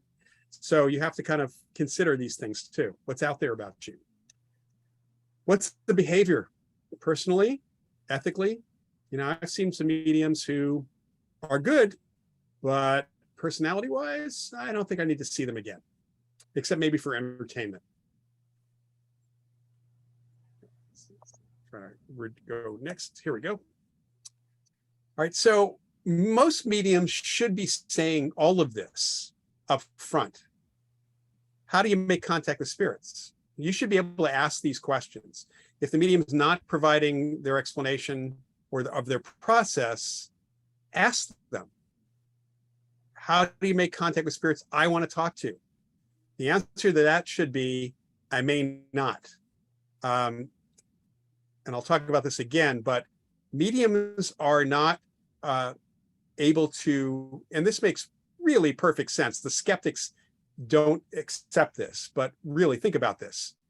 I want to contact my dad, and a medium talks to me, and instead of my dad, he contacts my grandfather, my mother's father. And I really want to talk to my dad. My grandfather comes through. Very clearly my grandfather. Why didn't she talk to my dad? My dad may not have been available. He may not have been interested in talking to me, or perhaps my grandfather needed to talk to me, or I needed to hear from my grandfather, not from my father. There have been a number of times I have witnessed someone getting belligerent because they wanted to talk to their mother and the father comes through, or they want to talk to their father and the mother comes through, and they didn't get along with that person. And all that's happening here is that other parent is trying to make amends or trying to explain themselves or something. That's why they're coming through. And in a couple of cases, I know for a fact that even though the participant, the client, the sitter, emphatically said, yes, that is my father, I want to talk to my mother, and verified every statement, that person put up a terrible Yelp review saying the medium was a phony. That medium was not a phony. May not have talked to the one you wanted to talk to, but think about this. If you were to make an old-fashioned landline phone call to somebody's house and trying to get a hold of one person in the household, and that person's not home, and the other person on the phone says, I'm sorry, it's not available, or they're in the restroom or something else, they're just not available, do you suddenly say, well, that person doesn't really live there? You don't. It doesn't work like that. It's not dial a spirit. Right? They should be telling you how the information comes to them rather, that they're getting symbols, that they're getting it auditorily, they're getting actual words or pictures or concepts, because it's helpful for them to explain that they're interpreting things. And most of them will also say how they're interpreting it, and maybe even say that it's not only their interpretation, it's also your interpretation and biases. Big question, and this is one that they may not say, but it's worth always asking. How do you know it's a spirit? You're not doing a psychic reading of me. And they'll give an idea of that from their own personal perspective and experience. Doesn't mean from my colleagues' perspective who are materialists, it doesn't mean that that's true, but that is their experience, here's the difference for them. And as I mentioned, some of the brain studies have shown it is a very different experience going on in the brain between those two things. So they seem to know what they're doing when they're doing one or the other or both. But again, in this case, they're doing a psychic communication with the spirit rather than a psychic reading of you. You want to hear that from them or ask those questions. But it's always important to get a good vibe from the practitioner. Do you feel that it's somebody you might like being around, somebody you might, one of the things that I really working with Annette Martin, working with Ankasha, my friend Ankasha, working with some of the mediums for the Forever Family Foundation.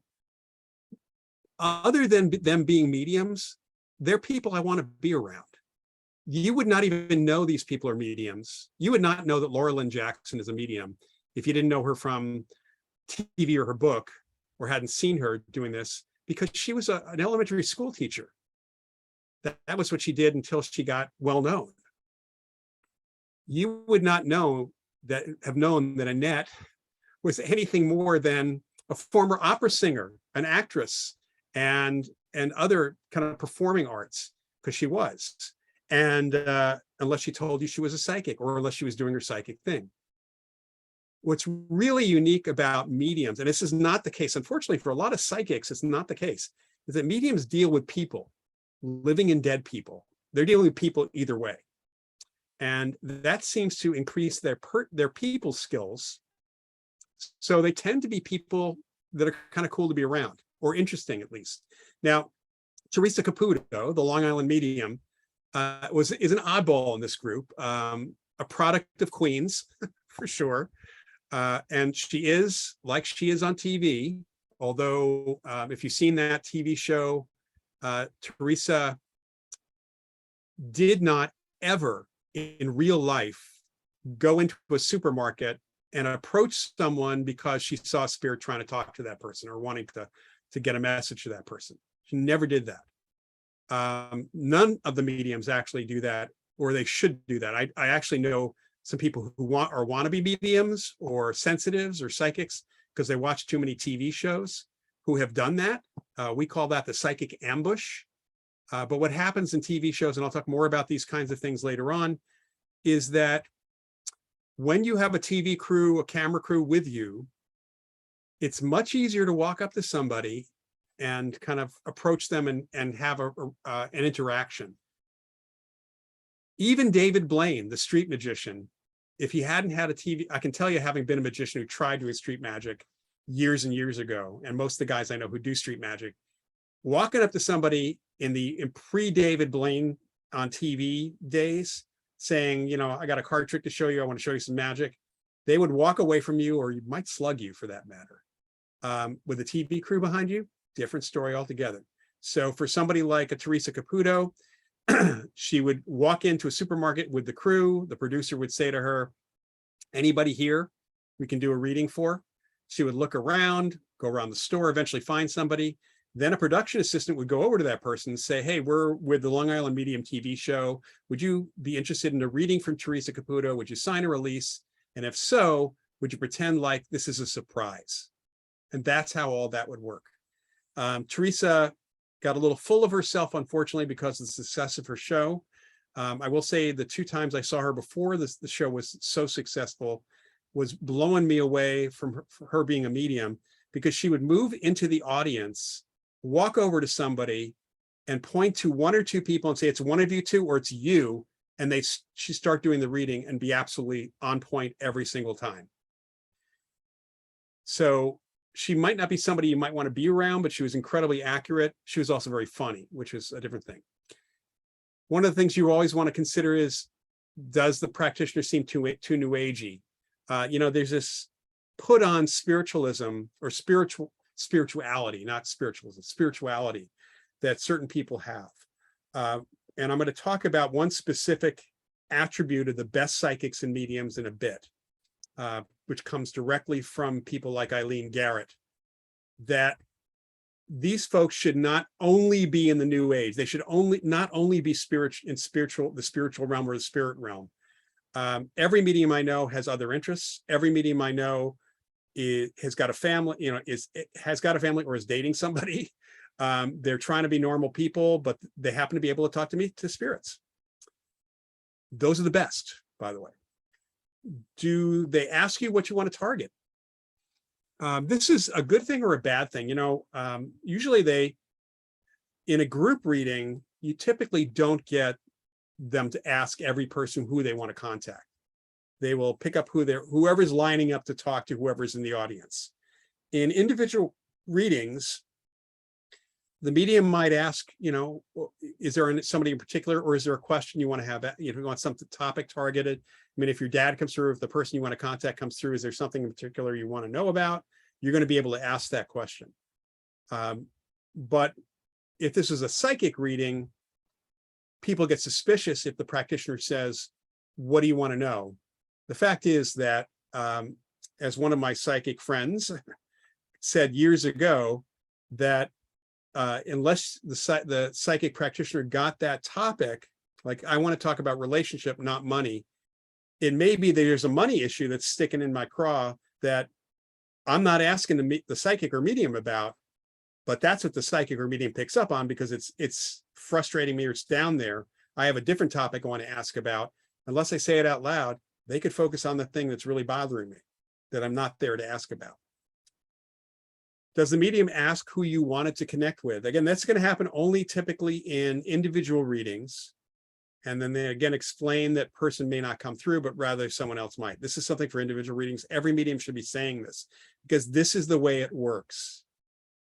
Does the practitioner ask what your goal for the reading is? Again, this is for one-on-one readings. And the goal may be, you're grieving. You want to know they're okay. The goal may be, I just want to talk to them again. Forever Family Foundation was founded by a couple and some other folks who had lost children to accident or illness. And mediumship saved them from deep grieving, brought them out of deep grief. So they actually got together and started this foundation. And the goal for many of our events is anti-grief. It's to kind of deal with grieving. Certainly the grief retreats are about that as much as possible. But I have seen people whose goal is not stated.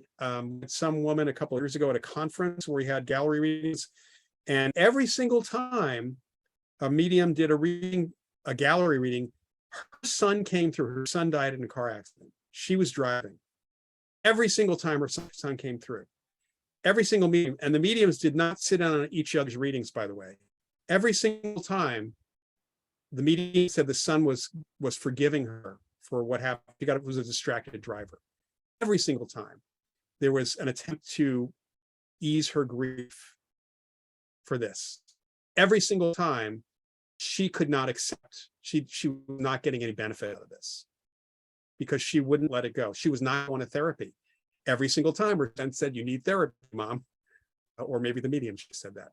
So it's important to know what your goals are for the reading. Is it interest? For me, when I go to see a medium, get a reading, it's definitely kind of an interest thing.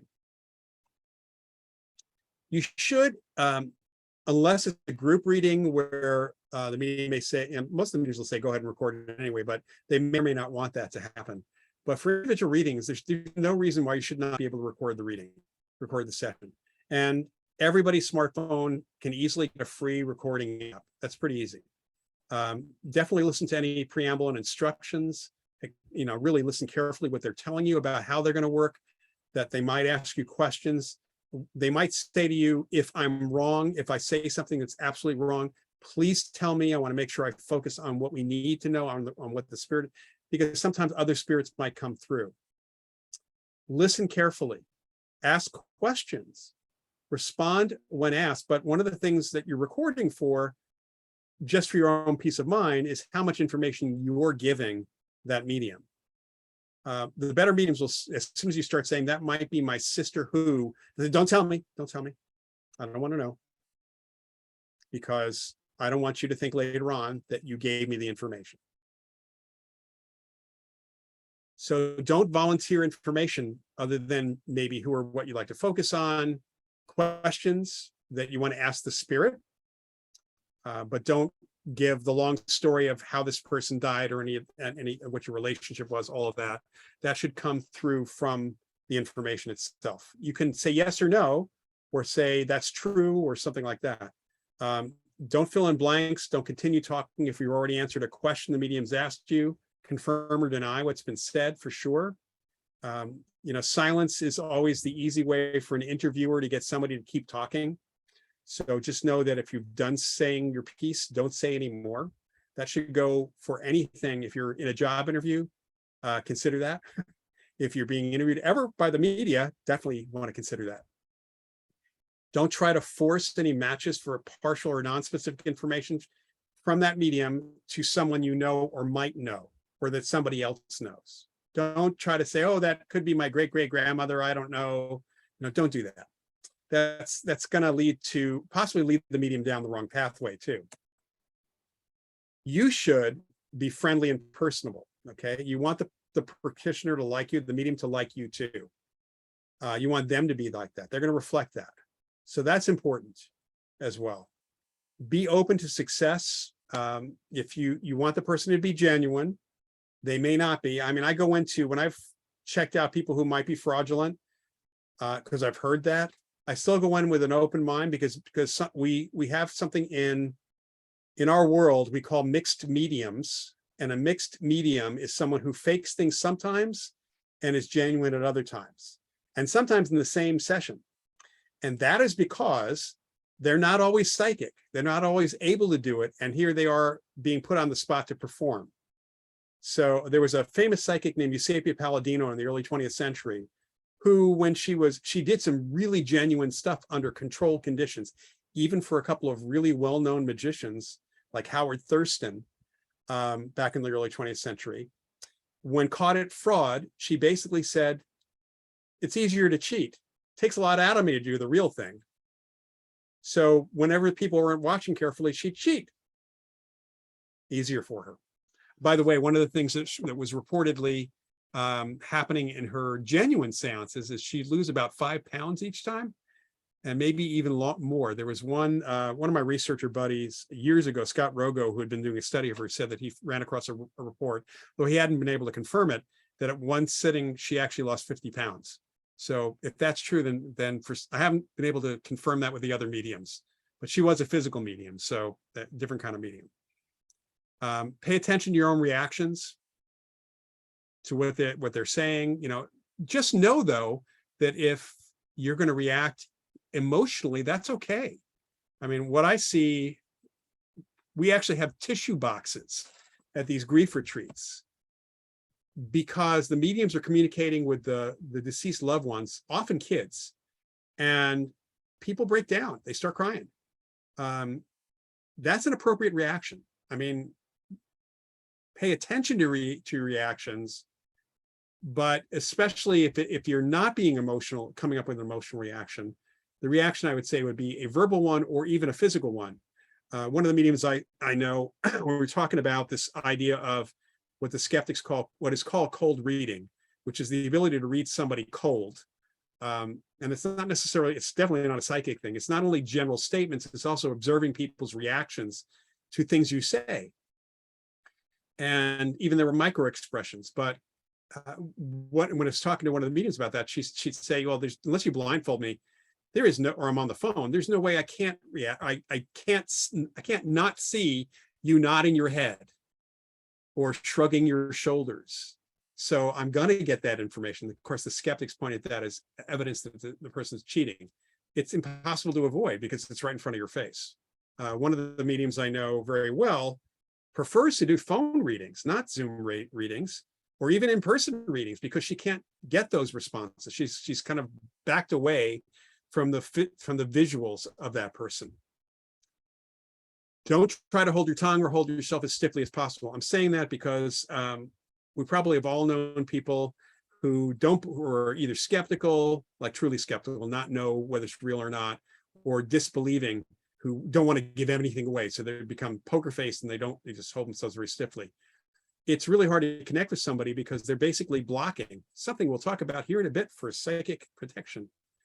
Be aware of how many questions the practitioner asks you, how much you say versus how much useful information is provided. This usually happens in psychic readings. And I know of one well-known, I know several people who have told me their experience with one well-known, now deceased psychic here in the Bay Area, nationally known, Sylvia Brown, who during her readings would spend most of the time asking questions. All right, assessment of content. All right, is it psychic information or not? Again, the question is specifics or only generalities. Is that personality related information? Are there comments that seem to come from the person? That's exactly something my dad would have said. That's the kind of sense of humor he had. Could the specifics come from observation, from research, nonverbal cues, cold reading, as I mentioned, the generalities, fishing for information, things like that. If you're trying to determine if this person's genuine or not. Now, one of the things I have to say is that there are mediums out there who are not, sometimes they have they can't connect for whatever reason. And they may keep trying, and that they shouldn't really do that. They should, if they can't connect, they can't connect. There are times when they're not as psychic as, or mediumistic as they should be. We're all good and bad. There's no human being is on all the time. We're able to do that all the time. So it may be that they are not phony, or fraudulent, that they just simply weren't being psychic at that point. Are you getting information that fits the entity? So this is the source. Who is the medium communicating with? Are there only facts that one could get by looking up the person online? So my dad was a well-known person in the TV industry. There's not a huge amount you can get about him online because he had pretty much retired by the early 2000s, but enough. You wouldn't get a sense of his personality that easily. And there are certain things that I know about him, and my family knows about him, and I know about him as a producer that only people who worked with him would have known as well. So stuff like that couldn't be found online. And then there's the personality stuff. Is there a sense of personality? You get a sense that that person is really talking to somebody and that they're talking to that person. Does it seem like they're having a conversation? These are all things that you can use. Are they just being psychic with me, or are they communicating with somebody? And always assess afterwards as well as during, listen to the recording. Just remember the medium is not a dial of spirit. And it should never be the case that a medium is assessed based on whether or not the medium connects the person the sitter wants them to connect with. It should never be that, because that's not how it works. There are two people involved in mediumistic communication. There is the medium and is the person being communicated with. And if the person you want them to contact does not want to be contacted or is not available for any reason, that should not count against the medium, especially if they contact someone else you verify. Now, there is a lot, unfortunately, there are ethical and there are, unethical mediums out there, real and phony. There are, most mediums are ethical, they're empathic, compassionate, because they have to be. But then there are those who just, it's all about money for them. And they'll continue to try to reel you in for another reading, or tell you, partial information, say, I can't quite get everything you need to come back to me. Or they have products they're trying to sell to you, or a course they're trying to sell to you. I know of one well-known medium, we found this out a couple of years ago, who has been doing a pyramid scheme with other mediums. And what she's done is created a pyramid where she is certifying medium mentors and medium teachers with a short course for many thousands of dollars. And then if they bring in other students, part of the money that they get goes up to the top. And also, apparently, part of the readings that some of the lower level people do, a percentage, like a tithe, has to go up through the channels to the immediate mentor and the one above, and all the way up to the top as well. That is a pyramid scheme. One of our mediums, the Forever Family Foundation, before we found out this was going on, we found out she had just paid $15,000 to be part of this process, which was a big mistake. And so we actually ended up having to censure another medium who was the one who roped her in. That is highly unethical internally, with other mediums.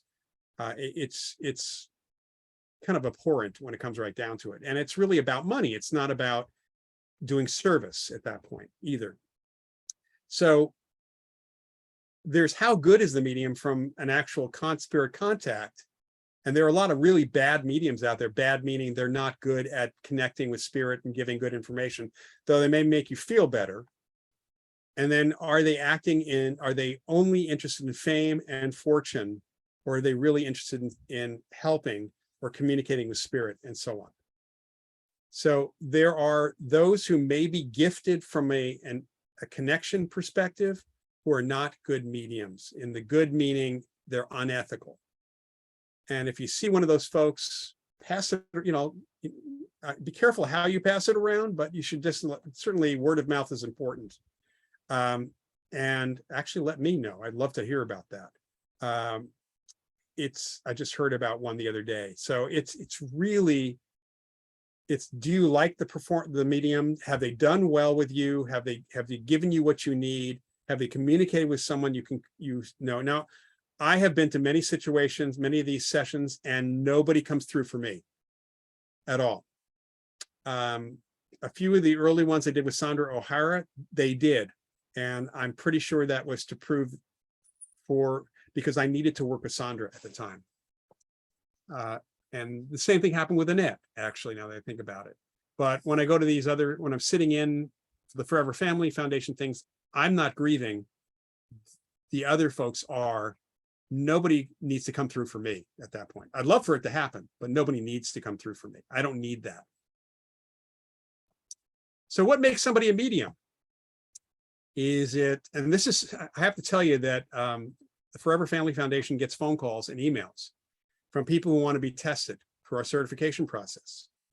And one of the questions comes back, part of the application is why do you think you're a medium? Or the conversation might be, why do you think you're a medium? Because I saw my Uncle Harry a week after he died, and then I saw him again 2 weeks later. That does not make you a medium. So it is not one time or occasional communication with somebody who's died, especially somebody you know. It is not seeing, hearing, or talking to apparitions and ghosts. There are psychics who can do that. That's sort of mediumistic, but when we talk about an apparition or a ghost, this is someone who is here, not someone who has transitioned, gone to the light, gone to the other side, whatever you want to call it. They have no idea what the afterlife is like. In fact, some of them are afraid to even move on. It is not having dreams of a deceased loved one.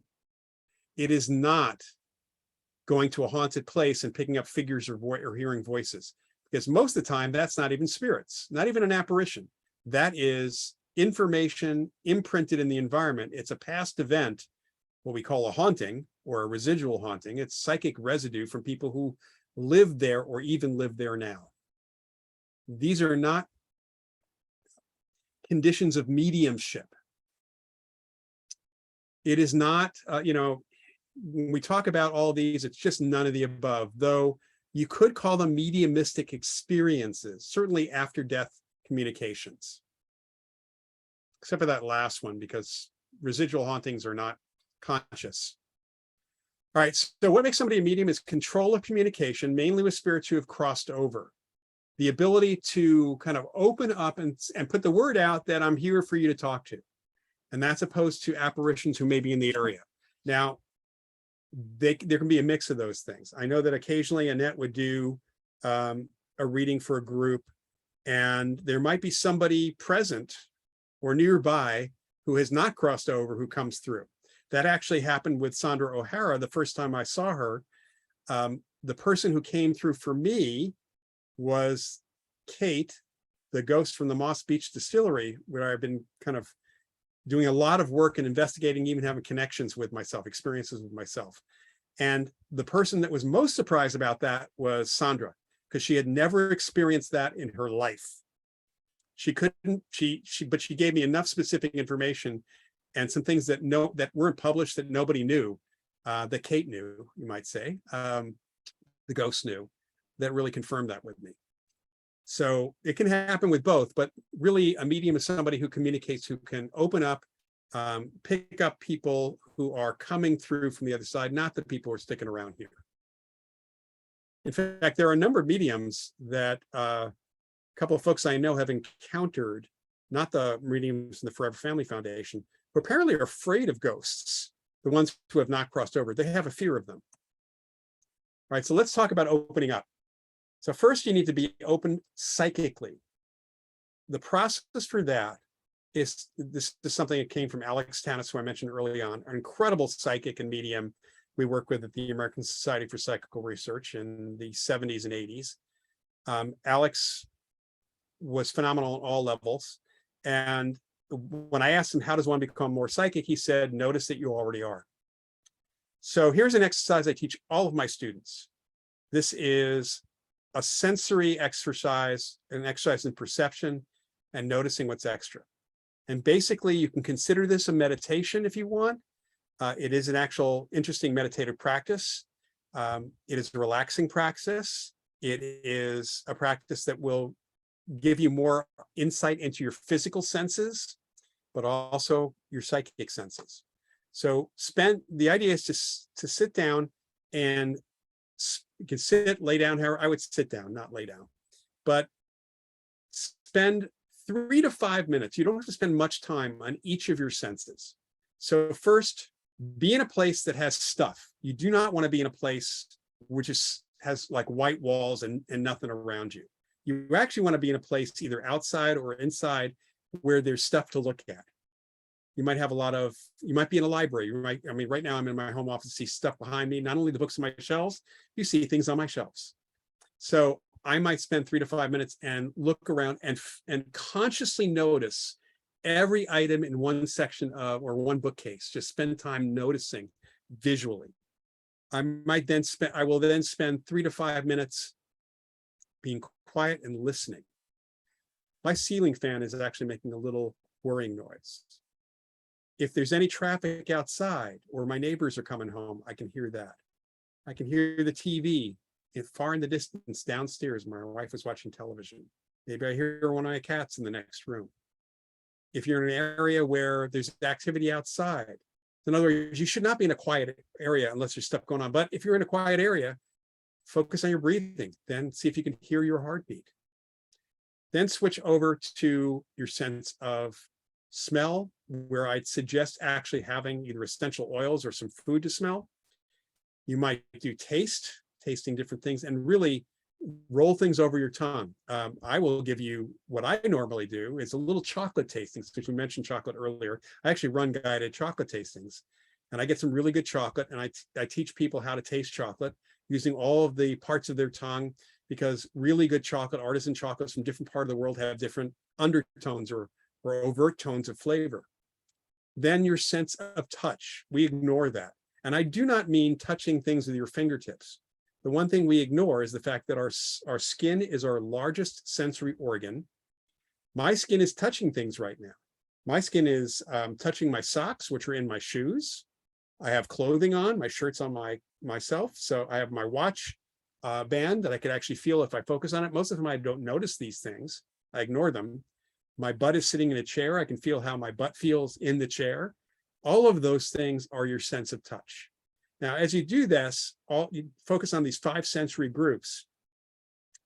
In a couple of weeks, which most people report is, there's something extra visual that, okay, I noticed this thing visually, but I'm not seeing it with my eye. I mean, I don't see it on the shelves. How come I'm seeing that? Or I'm hearing something that I can't pin down to a physical sound. Or I'm feeling something internally. So you're going to get this extra stuff. That's the psychic stuff. And once you start noticing it's there, taking note of it, you can separate it out from your normal sensory perception, and it comes through stronger the more you do this. Eventually, I know people who actually just simply spend 5 minutes altogether, 1 minute on each sense, suddenly they get some extra psychic stuff. All right, so again, you must be generally open psychically and notice you already are. All right, then keep track of the extra. Jot stuff down, record it, auditory, just into a voice recorder. Pay attention and go back over those kinds of things. See how they fit outside of your normal senses and logic. Try having someone deceased in mind who, when they were alive, you had a real connection to. A loved one, a relative, a good friend, someone you feel connected to, that felt connected to you. That's important. They should feel connected to you, should have felt connected to you. Think of that person as you go through this process, or as you meditate, as you consider your dreams, pay attention to the perceptions, all of that. If you suddenly get something connected to that person, don't immediately write it off because you want to talk to that person. Don't do that. Don't immediately try to categorize that as, oh, that was just my imagination, or that was really a sound that I'm just simply labeling connected to my friend. Don't do that. Because as soon as you start trying to categorize or label or force the information, your brain is going to fill it in. Your mind is going to fill it in. If you sense that it's happening, communication might be happening, maybe you're just sensing a presence. Talk in your mind, or even out loud, to that person. Initiate the conversation. Dad, if you're here, can you tell me something? Just give me a sign, just even small talk. How you doing? Communication can come to you in any form of sensory-like perception. It can be just about anything. Good friend of mine years ago, who was a magician and mentalist, he believed in ghosts because 20 years after his wife had died and he'd moved 5 times, he would still occasionally smell her perfume. He had nothing of hers left after 20 years that had that smell. He'd smell her perfume occasionally visiting him, more or less. And actually, while I was there visiting with him in his apartment with a friend of mine, another magician, it happened. And we actually sniffed, we looked like 3 idiots sniffing the air because apparently her wife's scent moved around the apartment. We had to follow it. It can come as feelings, can just being felt pushed off balance, symbols and metaphor, even suddenly triggering a specific memory that you're like, where in the world did that come from? But it connects to that person. You are interpreting the information. You may be wrong. It's okay. The information could be incomplete or partial. That's one of the things the best remote viewers have to deal with. Psychic information, even communication, is often partial. Do know, of course, that not everyone has mediumistic ability or aptitude. You practicing these things may, however, lead you to a different psychic application. So if you can't communicate with someone, but suddenly something else pops up, that's not a failure. It's just you found your path. One of the things I mentioned earlier that you absolutely positively should do is stay grounded in the real world. And what I mean by that is that Eileen Garrett, one of the best mediums of the 20th century, would often say, and this is a paraphrase, before you leave your body, make sure you know where your feet are. She felt, as have all the other mediums, that focusing only on the spirit world, only on the psychic, and not on the real world in which we physically live is a major mistake. It can be bad for our health. It can be bad for our relationships, because we shouldn't only have relationships with the dead. It can be bad in many, many different ways. So the best mediums that I mentioned all have different interests. Annette Martin, music, opera, performing. She was an actress in her early days. She also continued to manage her family's hardware stores. I think her grandfather or great-grandfather started a really small chain of hardware stores, family-run hardware stores, and she was still managing it. With her husband, Bruce, they were managing an online, one of the first, before Amazon, online CD, as in compact disc stores, which they eventually sold to somebody else. So she had other interests, and she loved to cook, she loved to travel, all of that stuff, all important. Have a normal interest besides the psychic. But let's talk about what if you open too much, because this is a concern for everybody. Really, and it's not likely to be a problem, but it can be. And there are people who have psychic openings spontaneously or through trying to be more psychic that overwhelm them. Where you just imagine being in a room with 50 people and they're all talking, and you can't, like we normally can, focus on a given conversation. The volume of everybody's talk is coming at you at the same level. You're picking up everything. It becomes overwhelming. That's what being psychically open does to people. For mediums, mediumistically, this could be unwanted contact. So contact at the wrong time. Somebody trying to jump into your body as you're trying to do mediumship. As I mentioned, the spontaneous walk-ins or jump-ins that Annette and Ankasha and other mediums occasionally run into. I'll talk a little bit about getting rid of somebody. The too much information is really the main thing. Too many spirits trying to speak to you at once. Annette, even when we would go on an investigation where there might have been an apparition or something, before we would walk in the house, it seemed like whenever, and I've heard this from other psychics too and other mediums, that if they're going to do something like go in and try to communicate with a ghost in a house, as soon as they kind of flip on their switch of being psychic or being open, it's like a searchlight goes out that says, psychic over here, come talk to me. And all the spirits, anybody who happens to be in the area, which is usually not many, but it can be some, will suddenly glom on and try to come over and try to get your attention as the psychic or medium. So Annette would stand outside the house before we'd walk in, and mentally, and sometimes out loud would say, all right, whoever's in the neighborhood, I will talk to you after I walk out of the house. Do not come in the house. We're trying to figure out what's going on inside here. It has nothing to do with you. Wait outside. And she would actually spend time afterwards doing some communication with whoever, you know, usually it wasn't more than 2 or 3, but it could happen. Now, one thing to know is that most human beings normally have shields up. That's one of the reasons why we have to go through this process of learning to be more psychic, because we normally have shields up. And part of that is an ingrained fear of some of the implications of being psychic. There have been studies of people, psychics and parapsychologists, and a lot of people, you know, we all have this, what if it gets to be too much? Or what if I read somebody's mind too deeply? When I do my mentalism show, sometimes I call a volunteer up.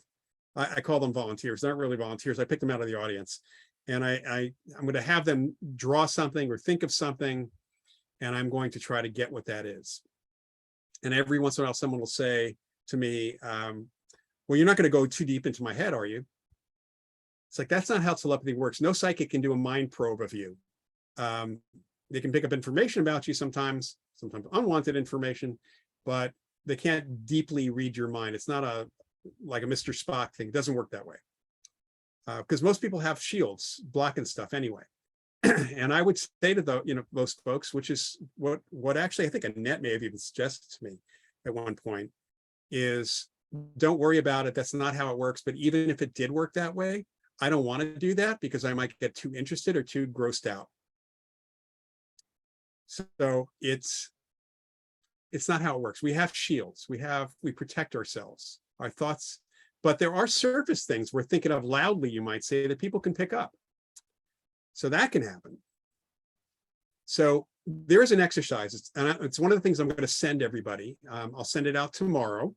It's an article on psychic protection. It is not my original idea. I have kind of pulled from other psychics and mediums. There are several books on psychic protection out there you can find. Richard Webster has a really good one. There's one by Denning and Phillips that's really good. Ted Andrews has one on psychic protection that's good. But it's a real simple process.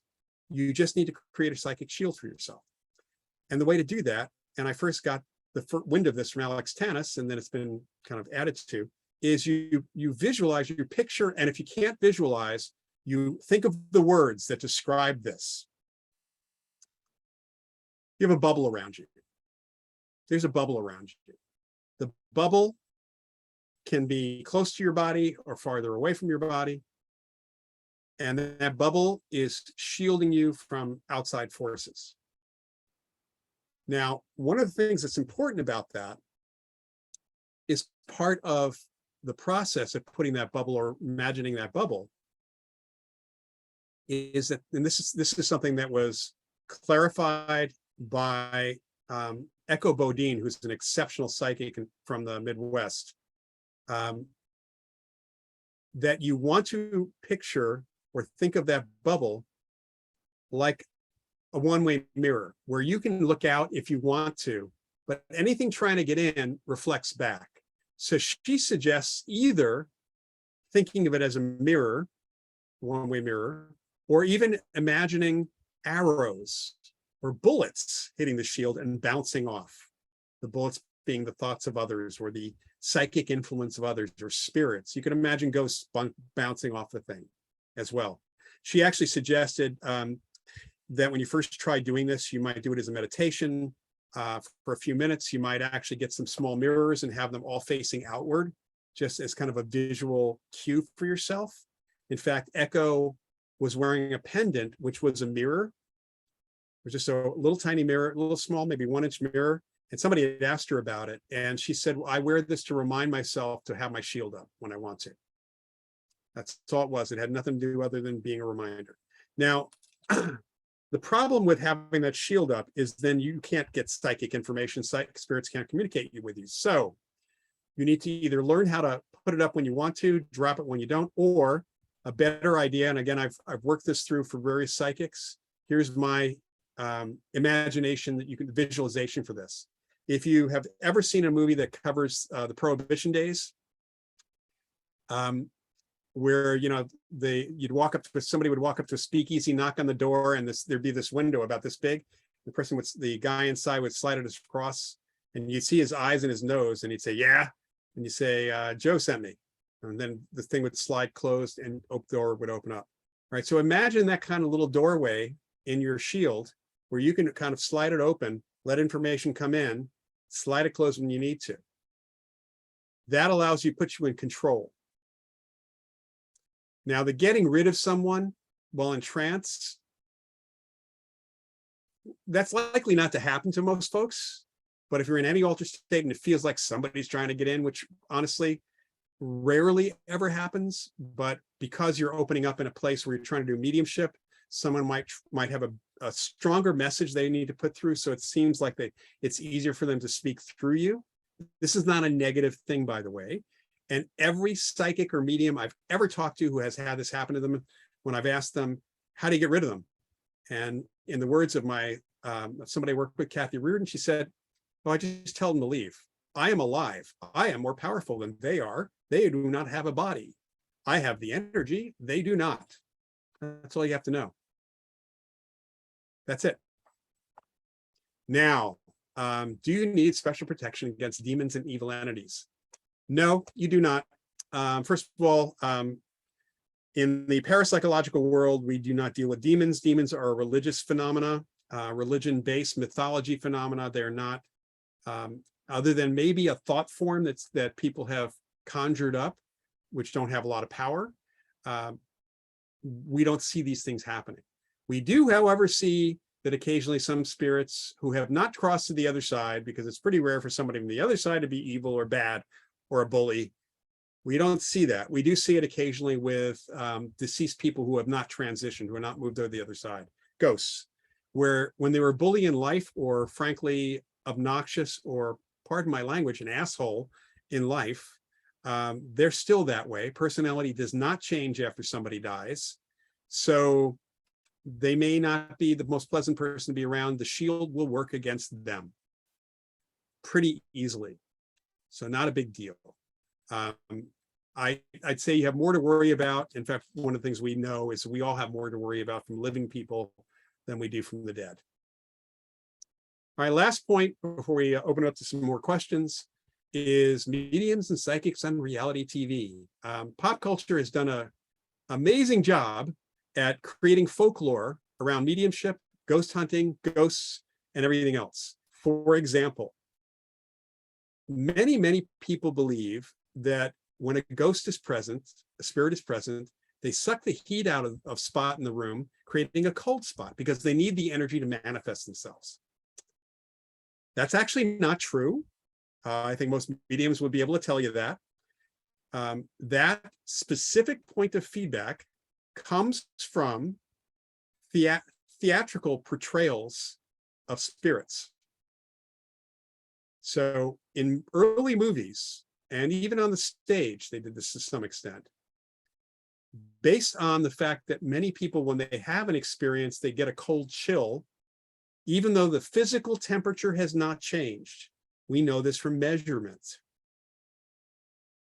In movies, one way that they indicated that something spooky was about to happen, of course, is with music, but another was with lowering the light, and suddenly the breath, you can see their breath. Very, very clear. Now, there have been cases where there's been a minor temperature change, not specifically a cold spot, like 1 or 2 degrees. We're not even sure if that would even count, except that a medium says there's a spirit there, and it probably has nothing to do with the spirit. I know of only one circumstance I've been involved in where the temperature changed by 22 degrees from 97 to 75 in a house that had no air conditioning in Archer, Florida, with high humidity in the middle of July, and the windows were open. It was 97 inside and about 98 outside. And the one room the medium was in, because apparently the entity wanted to make her comfortable, dropped the temperature in her room to 75. However, the heat actually moved into another room. The room next door went up to 110, which was pretty fascinating from physics perspective. All right. So there's a lot of folklore out there. Mediums do, psychics, ghosts do not manifest. They don't have ectoplasm or presence that way. Consciousness is not that. But in terms of the shows, production runs these shows. John Edward, the skeptics tried to get after him early on because he would do the readings for 4 hours and of course they'd only show a half an hour's worth on crossing over. And it was always be the hits, typically.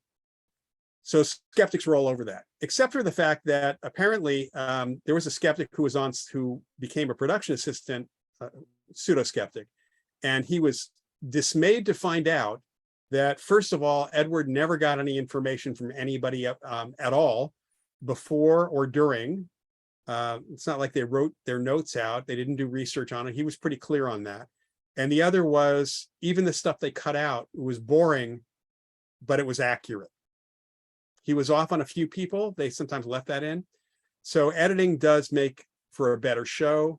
It's like a highlights thing. Any TV show, unless it's actually live, it's going to be highlights. And that's not the mediums doing. That is the doing of the production people. I mentioned the individual readings with Teresa Caputo, ambushing people on the street. That's all production stuff. That has nothing to do with reality. Producers ask the mediums to do things, and even if they're candidly following someone around, I have done a lot of TV over the years.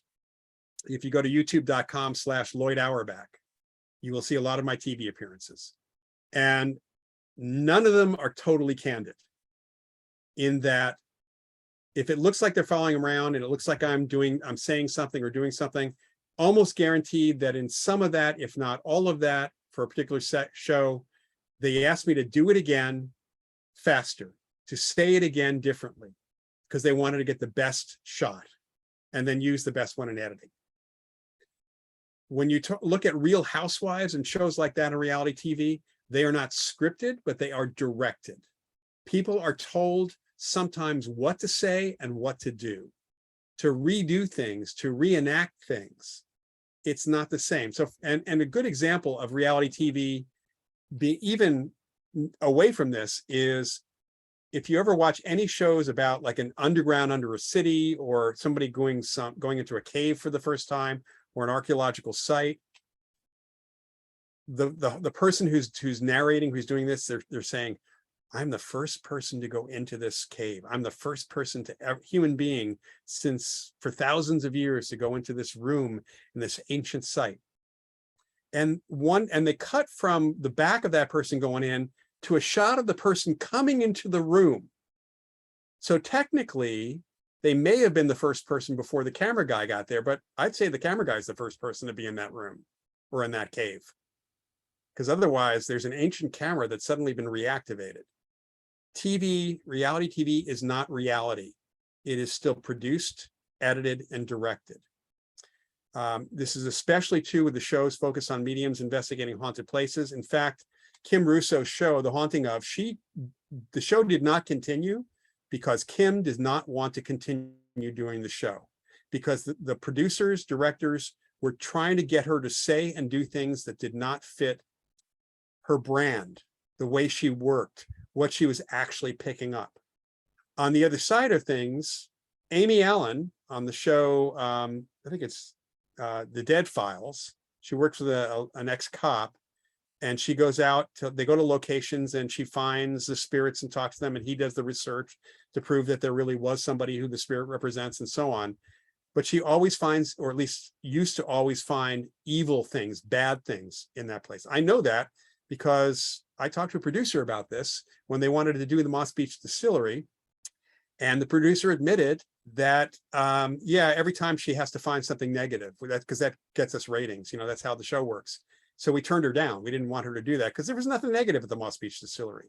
On top of that, and I hear from somebody, one of my colleagues actually met her and saw her in action and said that in reality, she's a good medium, although her website used to say she was a physical medium, which was not true. She was a medium who felt things in her body. She didn't know anything about the history of mediumship, which is also surprising. Ghost hunting shows. including psychics and mediums, they often feed information to the psychics and mediums. Especially, I know of one instance where that happened absolutely positively with Chip Coffey on Paranormal State. I've seen it happen in other shows myself. They just want to make a good show. And they're not representing things the way they should.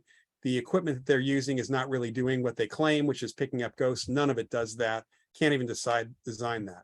So just know that those shows, which unfortunately have spawned a whole subculture in the paranormal of folks trying to imitate one show or another, one group of ghost hunters or another. And some of the people who try to be mediums or psychics honestly should not even trying to do anything, because let's put it this way. One I knew who introduced herself as was sensitive, not psychically, but emotionally. When I questioned her perceptions, she got very flustered and started crying. And it was a very simple question. Actually, I wasn't trying to make her do that. And then there are scripted shows like Medium that misrepresent things, movies like Hereafter. In Hereafter, Matt Damon's Medium has to touch somebody to do a reading. I don't know any medium who has to do that. That's a TV thing. The Dead Zone, the TV show and the movie The Dead Zone, based on Stephen King's book, that psychic had to do that too. Medium, based on a real medium, Alison Dubois. Allison is a really good medium. She did not work like the medium on the medium on TV. On TV, her character would dream things psychically and occasionally mediumistically. Allison never did that. It just was much better for the show to do that. So these shows do not represent the reality, and people should never take them as anything more than pop culture and folklore and fiction with a hint of reality in them. Okay, so let's turn it out to questions. I just want to mention that I do something every other Sunday. I'm doing one this coming Sunday at 5:30 Pacific time, 8:30 Eastern time, free. It's a 1 hour Facebook Live Q&A. People type in their questions and I respond to them on video. And it's called Ask Professor Paranormal. It's hosted by facebook.com/TheLiveParanormal. It's also on my author page. You'll see the link for that in a moment. Every other week typically is when I do it. And then these are the books that I've got out there right now. Reincarnation, Channeling, Possession is only available as a Kindle or Nook ebook. The others are available in print, and I'll have a couple of my other books back in print in a little while. I'm highlighting The Ghost Detective's Guide to Haunted San Francisco because I co-authored that with Annette Martin. And if you want to know what it's like for a parapsychologist and a medium to do ghost hunting, that is the book for you, because we include some transcripts of Annette's conversations with a couple of the spirits in there. So it's a pretty cool little book. And you can see my my links there. Again, I'm going to send these slides out as a PDF tomorrow, along with that article on psychic protection, maybe one or two other things. You can always email me at profparanormal@gmail.com. You have the link. Please join the Forever Family Foundation. It is free to join. And we love this, just having people supporting us. We do send stuff out every so often. We have a radio show every week. So there's a lot of good stuff, and occasionally run webinars. So you do want to be a member. And again, it's free. All right.